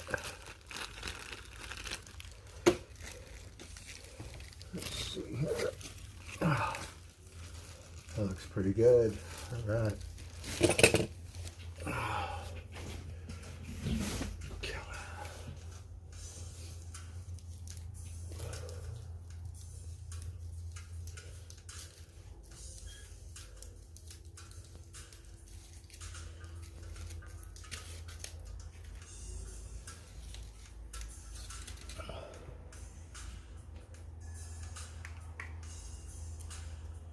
All right, that looks wonderful to me.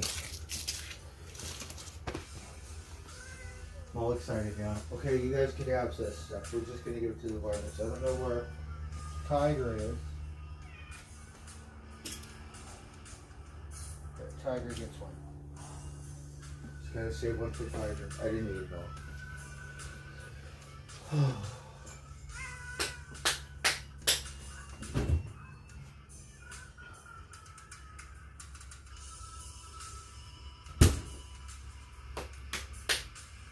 Simba might like it. Magic is kind of rude.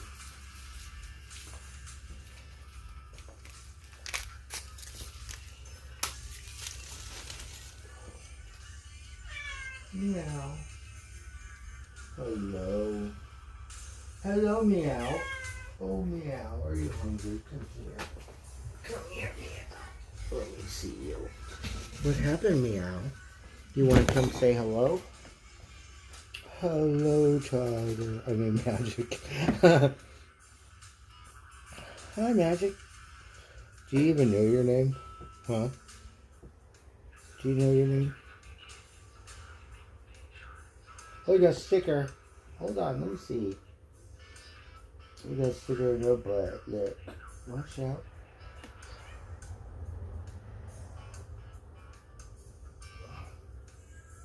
Silly. I got you. Hello, Magic. I want to see you. Let me see you. You're handsome. Are you hungry? You have food out there. Yeah, where's Tiger? Fucker's better behave. Alright, let's see. Look, oh, you ate all that stuff. So is this all you have? We gotta get more cat food. We'll bug Rosie tomorrow.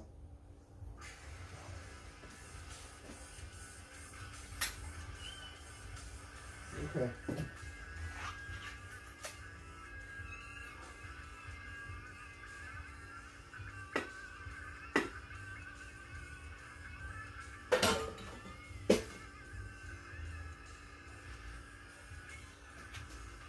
Yeah, I'm hot from riding my bike.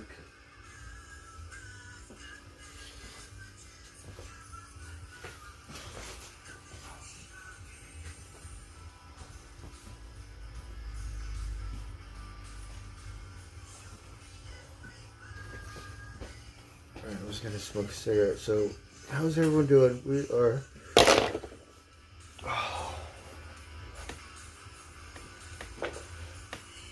Should I go get some beer?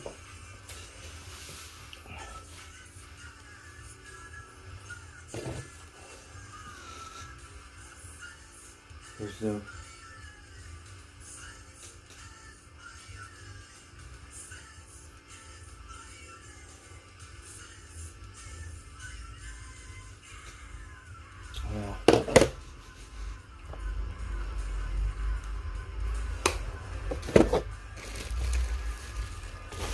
I have to hide some cigarettes.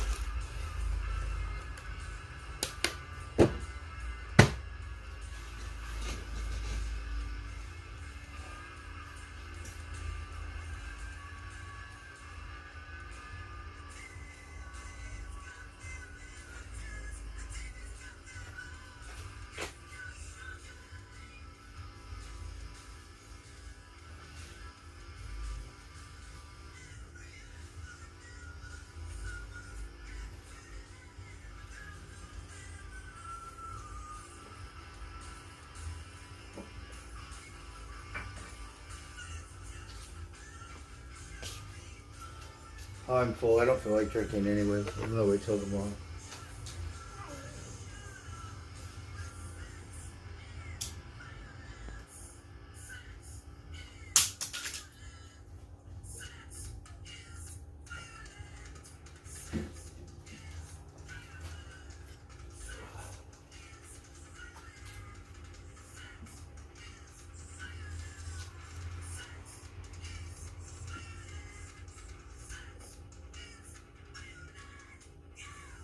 Okay, forget.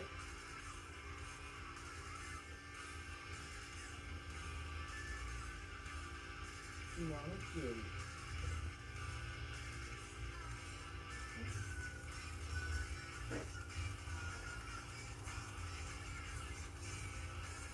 Is that Skywalker? I get them confused now.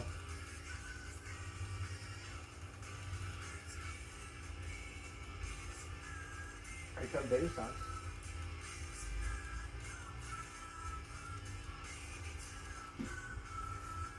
Oh, hold on. Some dry food right there.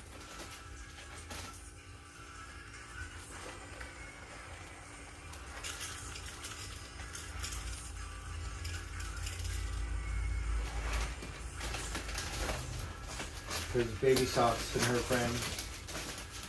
Oh, here's the cigarette butts. I couldn't find them. I was looking for these and was going nuts.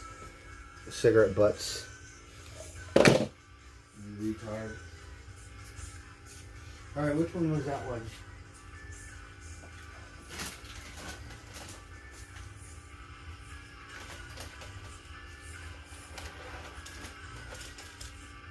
Oh, that's the same one. Right, the other one is different. Let me get it.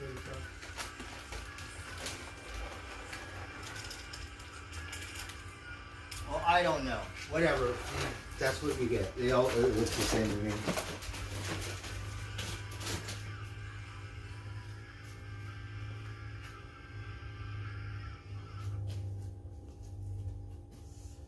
Yeah, one more of these. That's Wait till Tiger comes. Come and eat.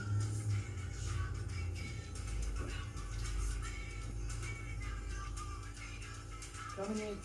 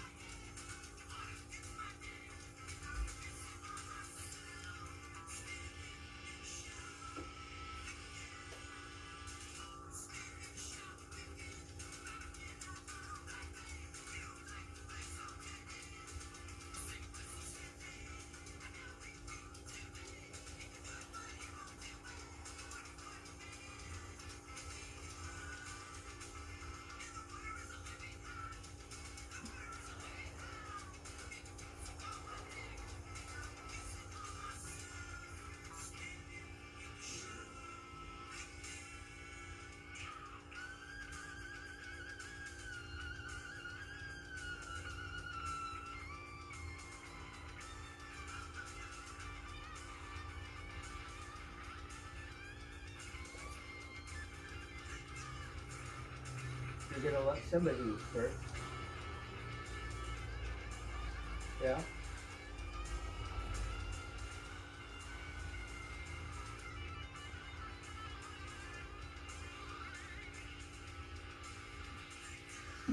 We might have to peel a little shrimp because they're like, I don't know about this stuff.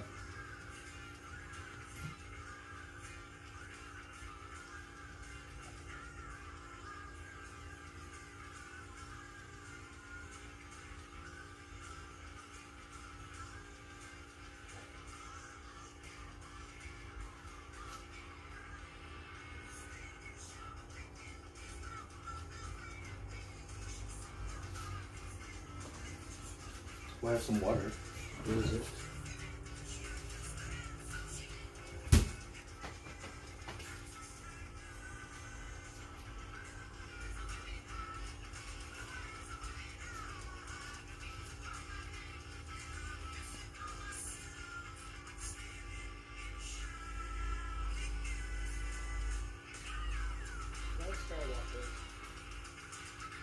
This is the Mama Kitty. Mama Kitty. Mama Kitty. Hello, Mama Kitty. Have some water. A boring night, boring day. I'm just resting. I'm gonna watch TV, smoke some pot.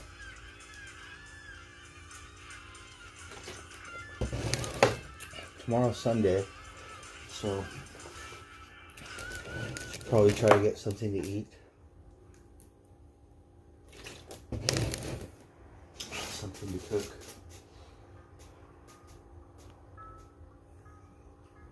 Listen to this album.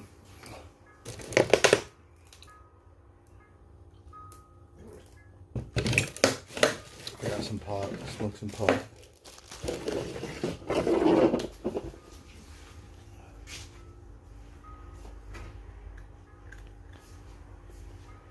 This, I don't know what it's called. But it looks pretty good. Purple, look. I forget what it's called, darn it. I do know that. How's it going, everyone? Metal Maiden, Vicky, how's it going? Oh, you got to see Ozzy? I was lucky enough to see Ozzy too.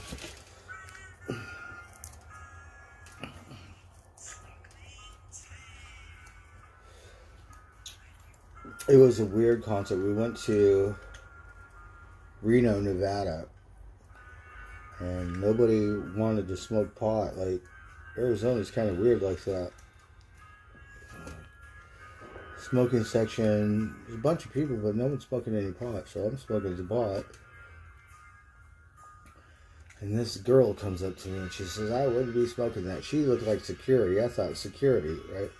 So I'm all like, well, you know, I looked on the internet and it said that something, they made it more legal, probably not recreational. And then she shows me her badge. She pulls it. She goes, you know, I don't care. But she says another officer might give you a hard time. So, and I was like, well, shit. I'm from California. thought you guys in Nevada. What up with that? It's a fucking Ozzy Osbourne concert.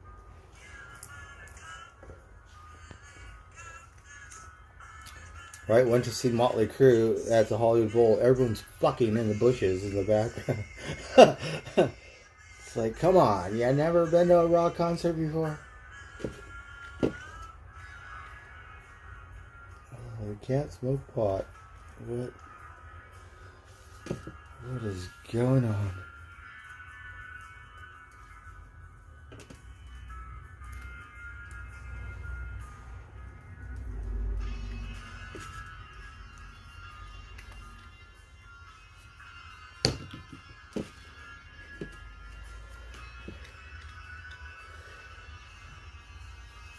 I bought a beer for $20 at the Stones concert, right?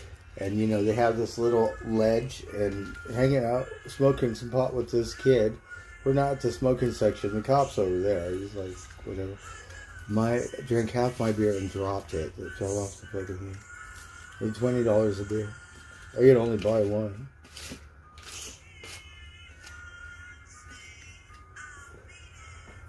But I was feeling pretty good. I was high.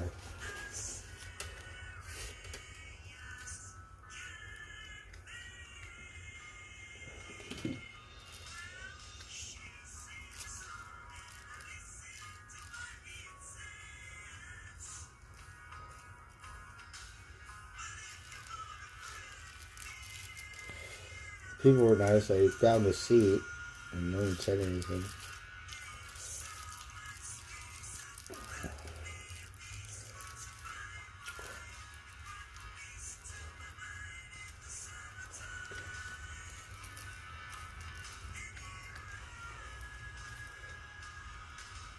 Alright, let's test this pot out. It looks purple to me. Oh, yum yum. Where's Tiger? Baby socks.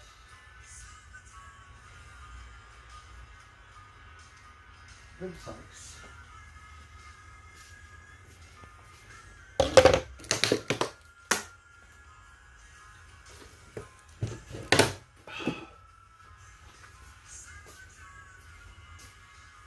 Baby socks.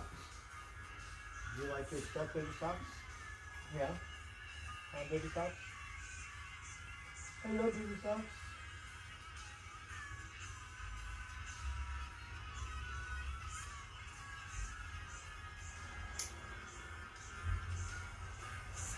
Where's your little friend?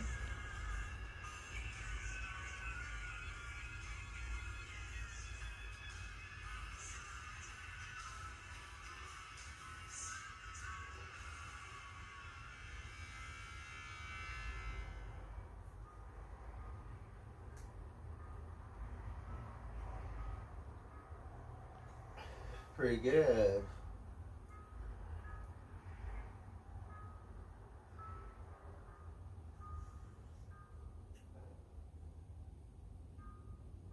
Baby socks listen to my phone.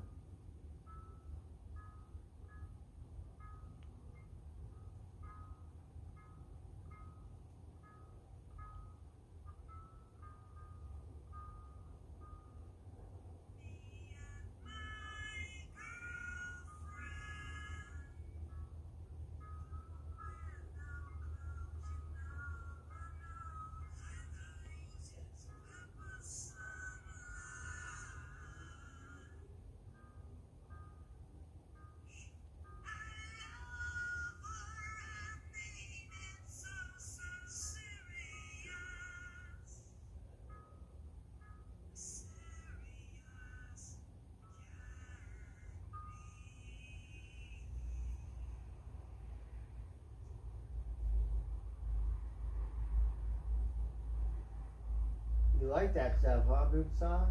Pretty good, huh? Mosaic, Simba. Well, we got some good purple pine, whatever it's called.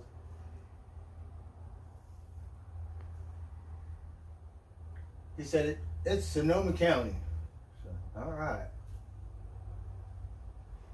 Pretty good. Magic. Meow. Magic.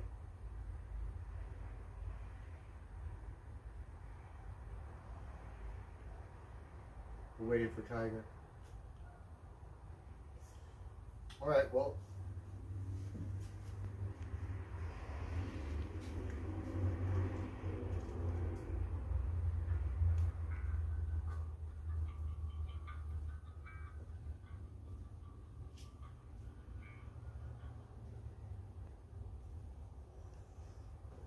So we listened to the first album.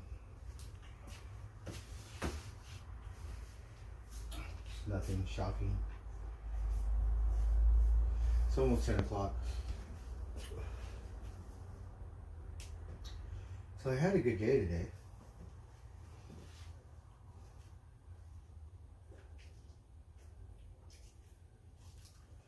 I didn't drink, so I don't know what's wrong with me.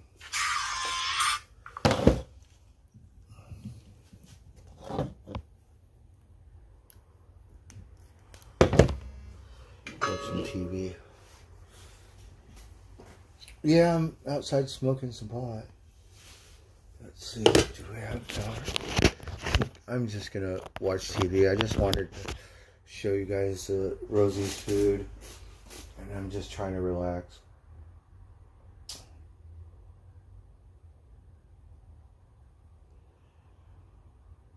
Oh.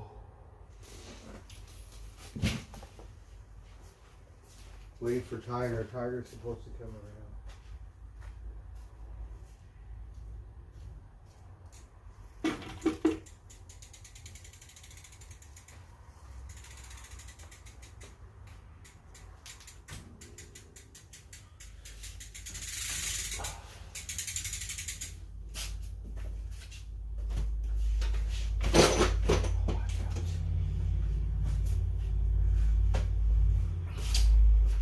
Not a whole lot going on. My stomach, I don't know what's wrong with it. Maybe we'll drink this Gatorade. Gatorade, and that tastes good. We don't have any candy. We should have some candy. So what are you guys up to today? The varmints are out there eating.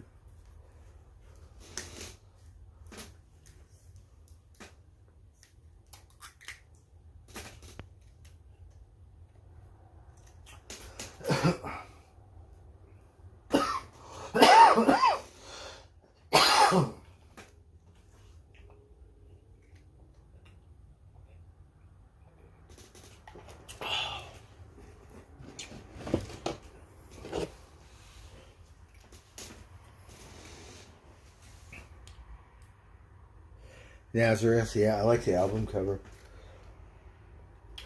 I like that raspiness too, singers like that. Let's see, what can we watch? We watched The Addams Family last night. Let's see what else. Oh.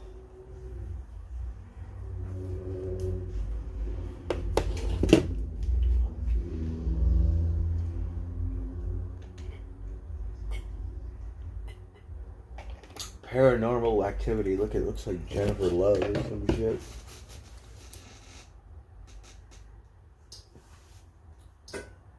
How about the Ancient Aliens? Let's see what episode. This is episode 8. So boring night.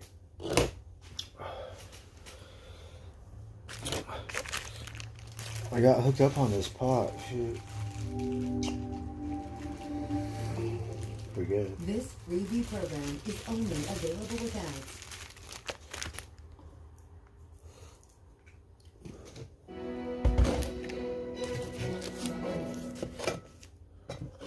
I'm often asked if the ancient astronaut theory discounts the theory of evolution, and the answer is of course not.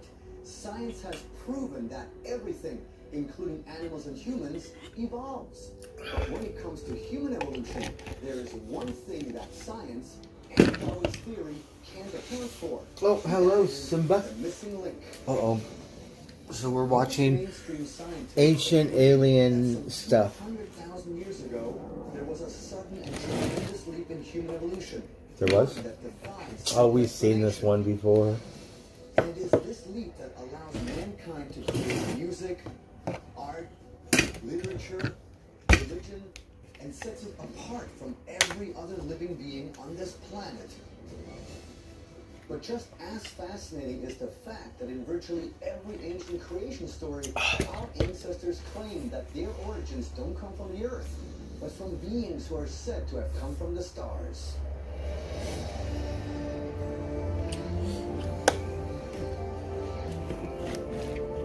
You kind of talk funny. I want to go to church tomorrow. I'm not really a church person, right? But you get free coffee. And I want to take Rosie, and then I usually do the art. I go around with my phone and see the art on the wall. And then get some coffee. And then in the background, I kind of listen to whatever they're talking about for a half an hour or an hour or something. In April of 2015, scientists at Sun Yat-sen University in China announced that they had created the first genetically modified human embryo. The procedure involved removing the gene HBV, which causes a deadly blood disorder. In the near future, it is possible that scientists may soon be able to edit every part of our DNA. And this Really? engineering will not only help to prevent diseases, it could also be used to alter an unborn child's eye color, gender, They already do that. skill, and intelligence. There are many who believe that this incredible It was the ability Chinese. raises serious ethical questions about the dangers of tinkering with the blueprint for human life. Right? But there is also a wealth of evidence that genetic engineering of humans has been done before, thousands of years ago, by extraterrestrial visitors. South Africa. 25 Judas miles Priest. northwest of Johannesburg lie the Malapa Caves.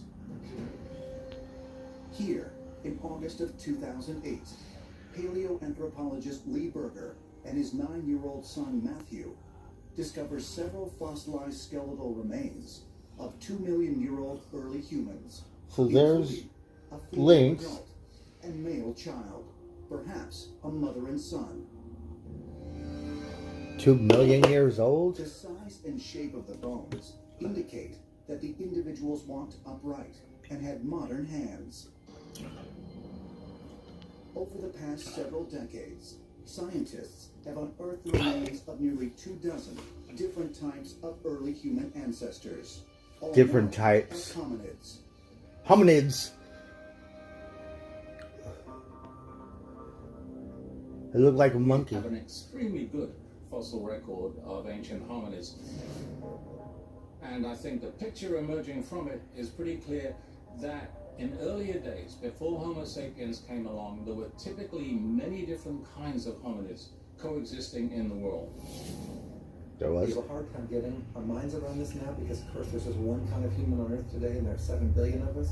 But at one time, within the last few 100,000 years, you could find 2 or even 3 species of hominid living in the same area at the same time. Are you sure? It looked like a monkey. Scholars tell us hominids evolved from an ape ancestor nearly 6 million years ago through what is referred to as natural selection. Natural selection. This theory of evolution was The first theory. popularized by English anthropologist Charles Darwin in his Darwin 1859 theory is book similar. on the origin of species. Darwin's mechanism of evolution was natural selection. That is to Hello, say, you a little long-term Mormons. process whereby better adapted individuals reproduce more successfully. Darwin's theory of evolution by natural selection explained that organisms with certain traits, such as mutation, turn out to be actually beneficial, turn out to be of advantage in the Lynx struggle is eating for the shrimp. reproduction. So mutation allow organisms to survive and to pass on to the next generation this mutation.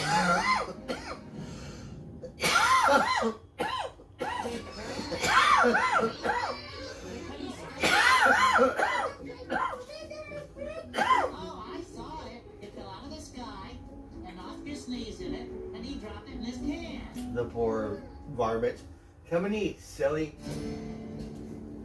Darwin speculated that If I cough, they'll get hominids spooked. walking on 2 feet used to make tools. This in turn made them smarter. Then, approximately 200,000 years ago, hominids evolved into Homo sapiens, or modern man. But many scholars dispute Darwin's findings. We don't see dolphins building cars. We don't see elephants building houses. That might sound trite, but it's a fact that these animals just simply haven't progressed and advanced in the way we have. And the big question is, why is that? Why should that happen? Why should we be so unique? Tool use doesn't really come into play for several million years after the first earliest humans began to walk upright. And then brain size doesn't really begin to expand and really mushroom in size until the last several 100,000 years. So actually, 6 million years of human evolution, there are millions of years separating each of those major features: upright posture, tool use, brain expansion. So Darwin was wrong because he couldn't possibly have known the chronology in his day. In 1967, British zoologist Desmond Morris argued against Darwin's theories on evolution in his book, The Naked Ape. In it, Morris wrote That's that purple. there was no reason why man stood Tastes alone like a purple. from other species in terms of his nudity. If we were to subscribe 100% to the idea of survival of the fittest, isn't it illogical to think that all of a sudden we're completely naked and we're losing all of our fur? I mean, that makes absolutely no sense. Yeah, we wouldn't lose our fur. We had to wear furs Yes. to keep warm. Had we not worn any furs, we would have frozen to death. We would have died. Yes. So the whole idea that we shed all of our hair in order to survive because we were stronger, logically, makes no sense. Logically, sir. But if Darwin's theory of natural selection cannot account Maybe for the those appearance were of intelligent deformities. hairless Homo sapiens, what can? Might the transition of hominids to modern human beings have been the result of an otherworldly design, as ancient astronaut theorists believe? Alfred Russel Wallace, a colleague of Darwin, called it the intelligence evolution. Darwin believed that the human brain had been driven into existence by natural selection. Well, I don't know, did But you? Wallace couldn't quite But see I how should. this could be so. What Wallace said was that the way that humans think, their intellectual faculties are qualitatively different from anything that had preceded them. And he couldn't quite see how this enormous gap could be bridged by natural selection. So he invoked another explanation for the evolution, the arrival of modern human cognitive Well, the humans probably abilities. killed them all. His choice was a spiritual explanation. Alfred believed there was an Can you see the varmints? creative spirit that was behind all life on our planet. And he believed that this unseen creative spirit had interceded 3 times in this planet. The first was to create life from inorganic matter. And then the second time was when animals achieved some kind of consciousness. And the third time was when humans suddenly were able to have the mental abilities that we have today. But he felt that it wasn't just a random selection like Charles Darwin thought. He believed that all of these changes had a creative intelligence behind it. The view that I have is that because the rest of nature hasn't changed that much, that arguably we shouldn't. So that suggests to me we're seeing something potentially that has gone against nature. And if it's gone against nature, maybe that means because somebody has been manipulating nature. There's no explanation for human beings. They shouldn't be here on this planet. If we were evolved and changed by an extraterrestrial source from our early primate ancestors. We're just like an ant farm. For the human species. They said we'll put it on this planet, see what it looked like, right? Who the gods may have And then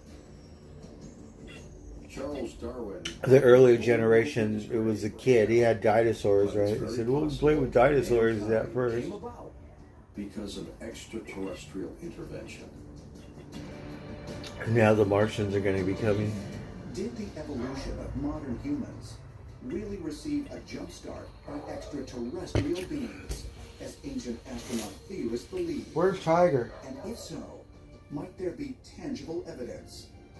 Some scientists believe proof can be found inside the human brain. Ooh, inside the brain. What's inside the brain? One of the great mysteries of man is why our brains are so much more sophisticated. The Mexicans, they eat this stuff, brains. They eat brains of the cows. Studies are showing that we are rapidly becoming even smarter. According to scientist James Flynn, in the last 100 years alone, we've gained on average 30 IQ points. Simple evolution would take millions of years to achieve this incredible leap. And recent evidence suggests that this wasn't the only time in our evolution that humans made an extraordinary jump in their intelligence. But what or who is causing it? Chicago, Illinois. December 2004. Researchers I know it's boring, huh? at the Medical Institute of the University of Chicago published the results of a study that claims the sophistication of the human brain was the result of a so-called special event. They said mankind's intelligence was not only the result of evolution, and that around 50,000 years ago, the genes of ancient humans went through an intense amount of change in a relatively short amount of time. What some refer to as the Big Bang of the brain. But how do you know? Did you have a human 50,000 years old? How human beings developed so fast in such a short period of time. I don't believe it was done naturally. It's very clear that fully modern intellectual function is a very recent acquisition in our lineage. It's not an improvement upon what was there before. It's a new kind of manipulation of information in the mind. There's no other animal creature on the planet that has such a comparative point, and that's why they call it the big brain event. People talk about the missing link. Where is the link between going from apes, monkeys, gorillas, etc., to being able to develop atomic weaponry and fly in space? When we're looking at the origins of man, we've realized that 50,000 years ago, we really went where no creature on Earth had ever gone before. We have become human. But what was the spark that spurred human intelligence? Was it a genetic mutation brought about by the natural selection Yes, process we're all of mutants. evolution, as many mainstream scientists contend? Or could it have been a genetic modification produced by extraterrestrial beings, as ancient astronaut theorists believe?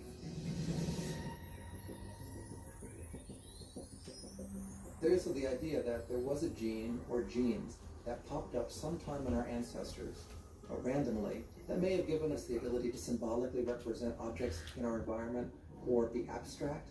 Those are things that, for instance, chimpanzees have a great deal of trouble with, even when they're taught language. Homo sapiens, emerging from Africa, started to behave symbolically.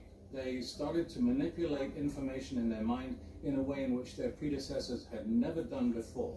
They disassembled the world around them into a vocabulary of discrete symbols and recombined them so they could imagine new kinds of worlds. Long, long time ago, extraterrestrials arrived on this planet. They realized that the planet was full of life, and one of them was the most advanced form, was one of our ancestors.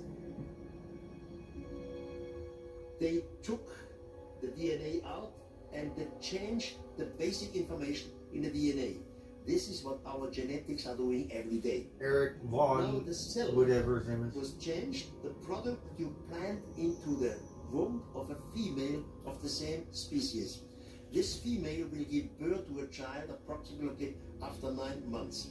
But because of this artificial mutation, and that's different, because it was made artificially by the extraterrestrials. Are you sure? What if, as part of the genetic updates human beings were getting from extraterrestrials, one of those genetic updates involved... I go for the free coffee, right? And you get to see the artwork. Hopefully there'll be some kids singing. And then sometimes you get a muffin and stuff. Really good stuff.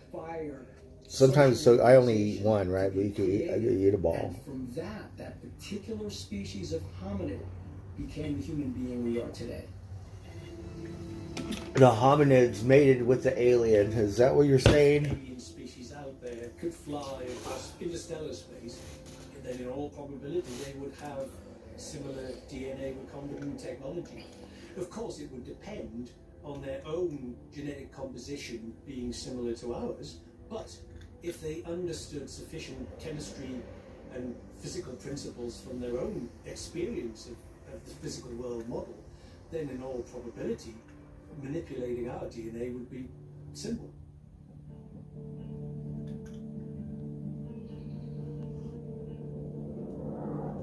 But if alien beings created humans Yum, yum, huh? What do you think? primitive ancestors, Skywalker. might various versions of hominids have been the result of experiments at creating intelligent life on Earth, as ancient astronaut theorists contend. This is one of the greatest unanswered Skywalker. questions. The ancient records do not say that we are part of a social experiment. The ancient records say that Oh, the we movie? were bestowed upon this gift. The gods gave us the gift of intellect, and it is for us to use it. So, yes, we might actually be part of an experiment, but it might be an experiment in intelligence. It might actually be a game on kind of the greatest reality TV show, whereby the entire human species is watched by ancient aliens who have been watching this show for maybe 50,000 years. FOXP2 is a gene that was found in our nucleotides, and it is something that sets us completely apart from any other animal.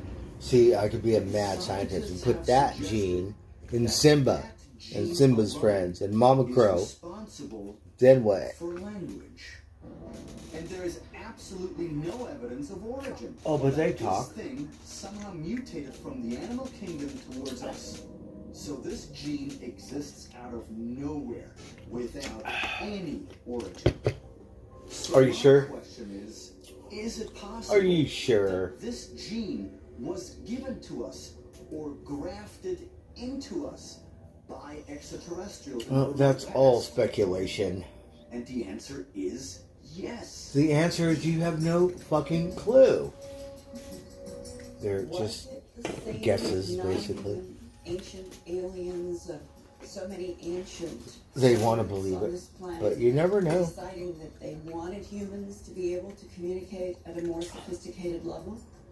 I think that's the fundamental angst today among people trying to understand who are we in relationship to Oh, that Gatorade's so good. that may have been manipulating DNA on this planet for thousands of years. It's the mad Our scientist. alien origins really have been passed down to us implanted in our genetic code, as ancient astronaut theorists believe. Theorist. Perhaps further evidence can be found, not by scientists, but by religious scholars. What about the dinosaurs? Really did exist.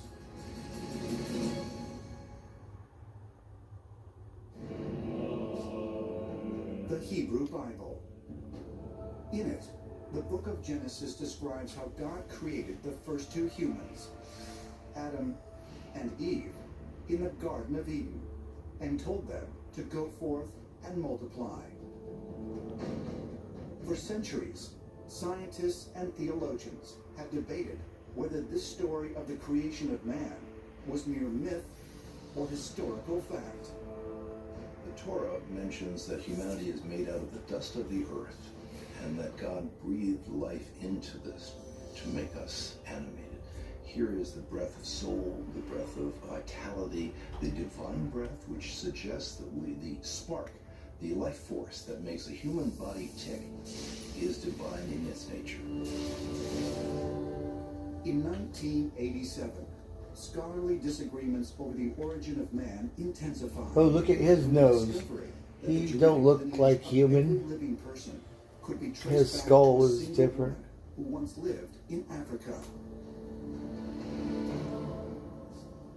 It's pretty well established by now, particularly from the molecular, the DNA record, that Homo sapiens did originate at one place in Africa, and after having become fully modern in the sense of intellectually modern, How do you know? spread out to occupy Europe, to occupy Eastern Asia, and the old world in general. It's sometimes called the Eve model, not meaning that we're all descended from the same woman. But it does mean that there was a woman in that early human population migrating out of Africa who was the only female who ultimately left her genes in every modern person. But is it possible that mainstream science and the book of Genesis are both pointing to the same moment in ancient time when modern man first appeared on Earth? The myth of Adam and Eve, I think, is not a myth. I think it's a true story. I think Adam and Eve were on this planet. They were the first human beings that we know of, and they helped populate this planet. What is the Garden of Eden? I think it just happened to be the area that the genetically manipulated human being, Adam and Eve, were placed. That's where they lived. That's where they started to breed. And that's where the populations of the planet started to grow. If Adam and Oh, it's a unicorn. actually had existed, as described They have a in the unicorn Bible, in the Garden of Eden. that a serpent really did tempt them to eat from the tree of knowledge. And if so, might this account have been an effort to describe the sudden awakening of the modern human mind, when man first became an intelligent being? In the Bible, it says that if you eat from this tree, you will be like God. Satan, in the form of a snake, tempts Adam and Eve and promises them that they will be like God. The knowledge that Adam and Eve acquired, as well as humanity in general, gives man the ability to eventually carry out genetic manipulations. Now we get to play God. What was this tree of knowledge? Is the tree of knowledge, in fact, helical DNA sequencing in our own bodies that was genetically engineered by extraterrestrials 50,000 years ago so that we would have the abilities that we have today? In my mind, it's our DNA itself that is the tree of knowledge. But why was this suddenly a bad thing? It would seem that the aliens, some of them wanted us to have this knowledge, to be like the gods. But others said, no, man is not to have all of this knowledge.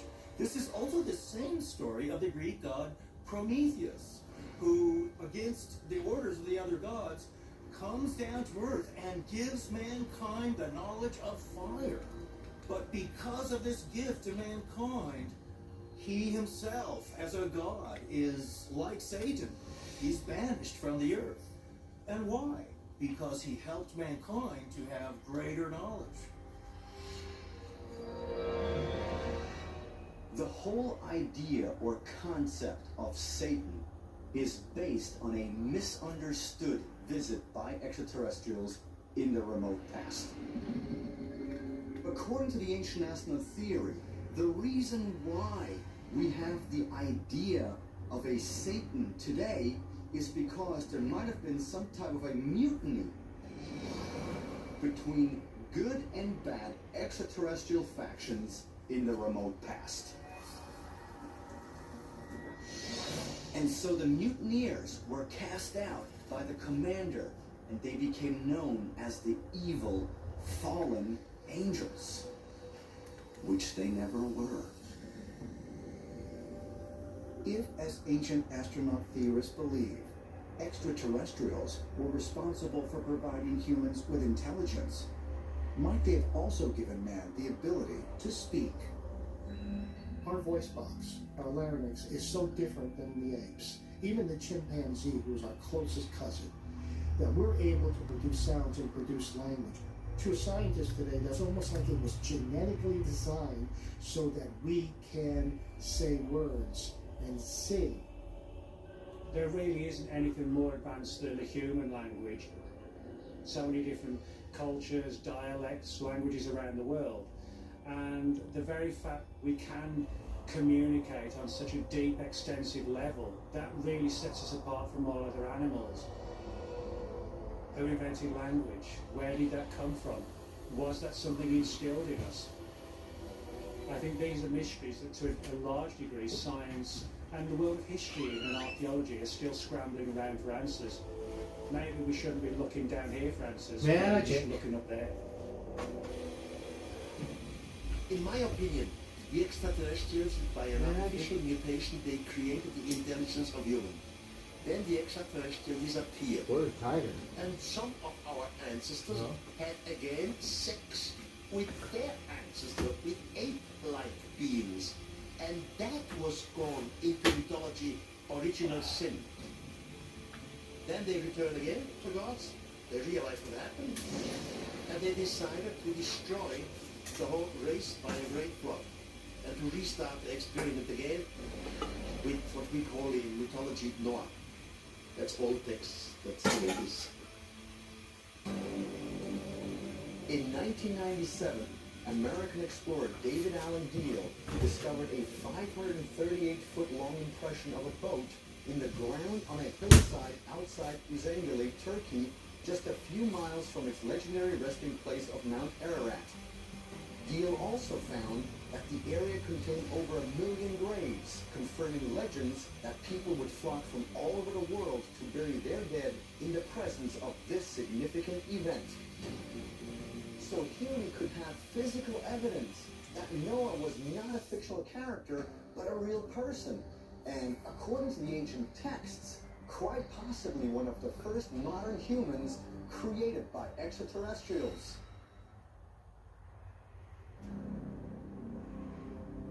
Northern Iraq. Along the east bank of the Tigris River, opposite the city of Mosul, lie the ruins of the ancient city Tigris of Nineveh, and the Euphrates. a place originally inhabited by the Sumerians of Mesopotamia. Here, in 1842, British archaeologist Austin Henry Layard unearthed the ruins of the Great Library of Ashurbanipal, a royal archive containing thousands of clay tablets with cuneiform inscriptions. Dating to 3000 BC, the messages carved into stone are considered to be the world's first written accounts. Sumerian tablets are probably one of the oldest form of written record that we have. They've been translated, and they tell exciting stories about how gods intermingled with human beings and actually had a hand in the creation of human beings. Whether or not it's just mythology or if it's fact, Some cats. no one really knows. Good night. I'm going to bed too. According to interpretations of the Sumerian tablets, the gods were called the Anunnaki. What we're looking at here is a Sumerian tablet that actually shows the tree of life, flanked by divine beings. You can see here the Anunnaki on each side. We also see the winged disc, a symbolic reference that the Anunnaki had the power of flight. They actually had necklaces with astronomical references, a moon, a star, various symbols, which even could be symbolized as a wristwatch. Technology being used 6,000 years ago. The written accounts etched into stone suggest the Anunnaki were giant beings, standing 8 feet tall. Well, have a good night, everyone. Happy Saturday. For their home planet. All right. When the Sumerian Vicky, gods good to and see you. Anunnaki Have a good night, realized the everyone. toll it was taking to mine the gold themselves, they decided to fashion a worker bee, a slave to mine the gold.